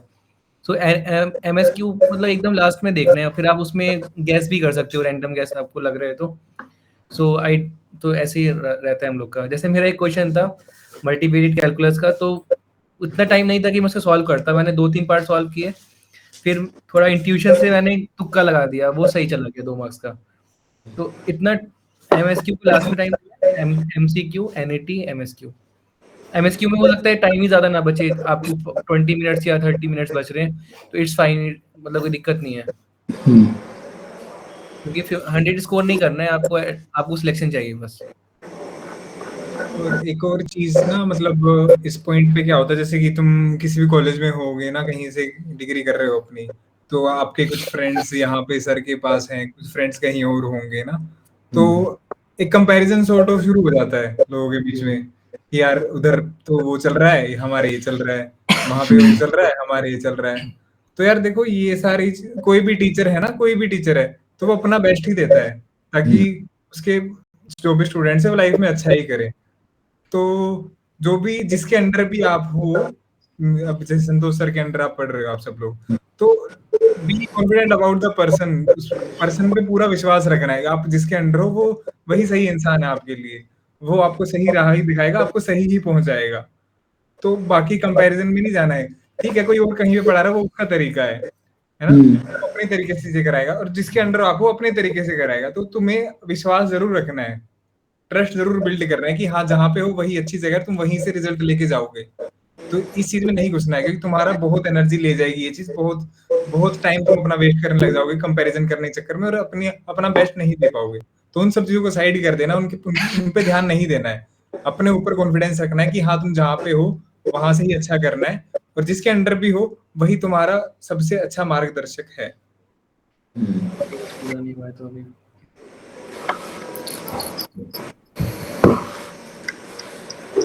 ओके, तो और कुछ किसी को बताना रह गया है या कोई क्वेश्चन आपको लगता है आंसर होना रह गया है? ऐसे हम लोग नेक्स्ट टाइम भी कर सकते हैं अभी फ्यूचर में दोबारा। तो 11 बजने वाले हैं तो हम लोग स्टॉप करेंगे। एंड ये जो सिलेबस योगेश कह रहे हैं सिलेबस अभी कंप्लीट नहीं हुआ, तो इनका अपने तरफ से कंप्लीट नहीं हुआ है, तो उस केस में क्या करें? अब सिलेबस करें। सिलेबस मेरे साथ भी हुआ था, मेरा इंटीग्रल कैलकुलस नवंबर तक नहीं हुआ था, तो मैं क्या कर रहा था कि मॉक टेस्ट बराबर चल रहा था, जितना मैंने पढ़ रखा था उसका मैं टेस्ट दे रहा था, उससे कॉम्प्रोमाइज कोई नहीं है। मतलब आपका जितना सिलेबस हुआ है, आपको ये नहीं कि ये हो जाएगा तो ये करूंगा, ये सबसे खराब तरीका होता है। जितना हुआ है आप उतना ही टाइम दिए, उससे मैटर नहीं करता। साथ साथ आपको इतना, अगर आप ड्रॉपर है तो आपके पास सफिशिएंट टाइम है कि आप साथ साथ सिलेबस कंप्लीट कर लें अपना।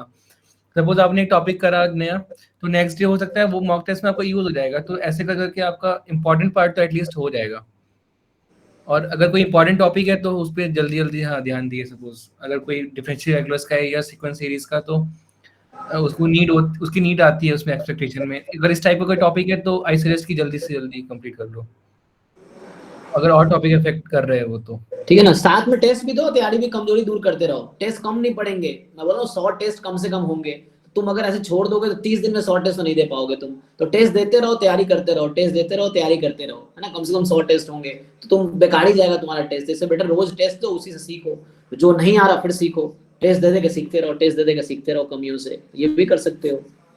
पूछ रहे कि एनईटी में कैसे कॉन्फिडेंट रहे। मतलब एनईटी में कॉन्फिडेंट होने का एक ही तरीका है, मतलब प्रैक्टिस सेट दिए, मॉक टेस्ट दिए, आपको आइडिया लग जाएगा कि आप कितना गलत कर रहे हैं। आपकी एक्यूरेसी भी मॉक प्रैक्टिस से दे के ही ठीक होगी, और कोई रास्ता नहीं है। More practice more. हाँ, जितने टेस्ट दो, मतलब जितनी प्रैक्टिस करोगे उतनी गलतियां कम होंगी, उतना ज्यादा एक्सपीरियंस होगा। मोटिवेशन देखो मेरा एक्सपीरियंस है कि मैं जब मॉक टेस्ट देता था तो मेरे अच्छे रैंक नहीं आते थे। मैं बहुत नीचे होता था क्योंकि मैं मिस्टेक बहुत करता था। बट एक चीज़ था, मैं हर एग्ज़ाम में कोशिश करता था कि मैं इससे मिस्टेक ना हो। मतलब वो सुधरी, बहुत हद तक सुधरी, पर अंत तक मिस्टेक होते रहे। पर पता नहीं जब एग्ज़ाम हुआ तो मैंने एनईटी में एक भी गलतियाँ नहीं की है। वो कैसे हुआ क्या हुआ पता नहीं, बट यही कहूँगा कि कोशिश करते रहो, लास्ट तक सब अच्छा हो जाएगा। चलो, इसके साथ मुझे लगता है अब कंप्लीट करना चाहिए। नेक्स्ट सेशन दोबारा कभी रखेंगे, आप लोगों को जरूरत फील होगा कि दोबारा रखते हैं। तो 11 बज गया है, 1.5 आवर का सेशन ऑलमोस्ट हुआ है। अभी दोबारा फ्यूचर में और भी है ना, हम लोग इनवाइट करेंगे इनको दोबारा। और जो क्वेश्चन जिनके रह गए, डोंट वरी, आप क्लास में मुझसे भी डिस्कस कर सकते हो, या अभी इन लोगों को दोबारा आप बताना, एक नीड आपको होगी तो एक सेशन फिर से रख लेंगे इनके साथ या और नए बच्चों के साथ। ठीक है, तो अभी के लिए इन लोगों को बहुत बहुत धन्यवाद। ईशान, शिवम, रोहित, रयान, माधव, और आई थिंक हर्ष मुदगल, आपके उनको ही बोला था मैंने, शायद पता नहीं ज्वाइन किया है, बोला नहीं। आपके क्लास में है हर्ष मुदगल कानपुर में? नहीं, वो एनआईटी त्रिची ज्वाइन किए थे। अच्छा, हाँ, वो एनआईटी, वो भी एक्चुअली ज्वाइन करने वाला था लेकिन मुझे लगता है ज्वाइन किया नहीं। तो वो एनआईटी त्रिची ज्वाइन किया है। ओके, तो शायद वो कर नहीं पाया होगा। चलिए, थैंक यू एवरीवन, ठीक है, अपने टाइम निकालने के लिए। एंड एक पार्टी दूंगा आपको, मैं कानपुर अभी आता हूँ, मैं आप लोग को एक पार्टी दूंगा, अच्छा सा grand dinner party, lunch party जो होगा। We are eagerly waiting for you. Sir Bombay वालों का क्या है? अरे आपको ही मिलेगा। बॉम्बे तो मेरा आना है, मेरा पासपोर्ट का काम फंसा हुआ बॉम्बे से। मैं बॉम्बे भी आता रहता हूँ, ऐसे मिल कैंपस से ही आता। मैं आऊंगा बॉम्बे में, पार्टी मिलेगी, डोंट वरी। तो बॉम्बे आके भी पार्टी दूंगा। बॉम्बे से बहुत मेरा गहरा रहा था, बॉम्बे में रहा हूँ 2 साल। तो एक है ना, इस सूट से तो मैं आईआईटी से एक लगाव जिंदगी भर रहेगा, मैं बताता हूँ। और आईआईटी का पता मजे की बात क्या है, तुम कभी भी जा सकते हो, और तुम्हारे लिए बहुत सारी फैसिलिटीज आईआईटी में है एलुमनी के लिए। गेस्ट हाउस हो गया या वो हो गया, मतलब एलुमनी कार्ड मिलेगा, डिग्री अभी तो आई कार्ड होगा, तुम डिग्री कंप्लीट करोगे एलुमनी कार्ड मिलेगा। तो एलुमनी कार्ड एंट्री के लिए, कि नेक्स्ट टाइम एंट्री तुम कर सकते हो उस कार्ड के थ्रू। और बहुत रिस्पेक्ट है तुम्हारे, निकलने के बाद भी काफी जाओगे तो रिस्पेक्ट है वहाँ पे, और बहुत सारी सर्विसेज हैं एलुमनी के लिए। ठीक है, तो अभी के लिए थैंक यू सो मच। बाकी आप लोगों को कोई नीड हो तो कभी भी कॉल कर सकते हो। मैं थोड़ा बिजी रहता हूँ, इसलिए मैं आप लोगों को कॉल नहीं कर पाता, ज्यादातर बच्चों को ये थोड़ा शिकायत रहता है। लेकिन मेरी लाइफ खुद ही वैसी है, मैं क्या ही बताऊँ। तो मैं तब भी नहीं करता था, अभी नहीं कर पाता हूँ, क्योंकि थोड़ी कॉम्प्लिकेटेड लाइफ है, इसी 24 घंटे में सब मैनेज करना है। तो थैंक यू सो मच आप लोगों को टाइम निकालने के लिए। ठीक है, थैंक यू सर।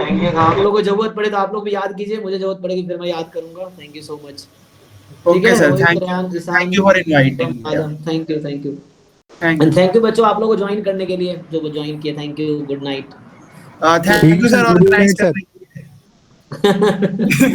ठीक है, thank you everyone. Good night sir. जी good night Shivam, thank you. तुम तो लेट आए लेकिन ठीक आए, अच्छी बात है, थैंक यू। सर टेस्ट था ना? हाँ, वो मैं वही मैं अप्रिशिएट करना चाहता हूँ, फिर भी तुम आए तो ये बड़ी बात है। ये है, यस थैंक सर। यू। हाँ, ठीक है sir. Okay sir, good night. Good night, thank you.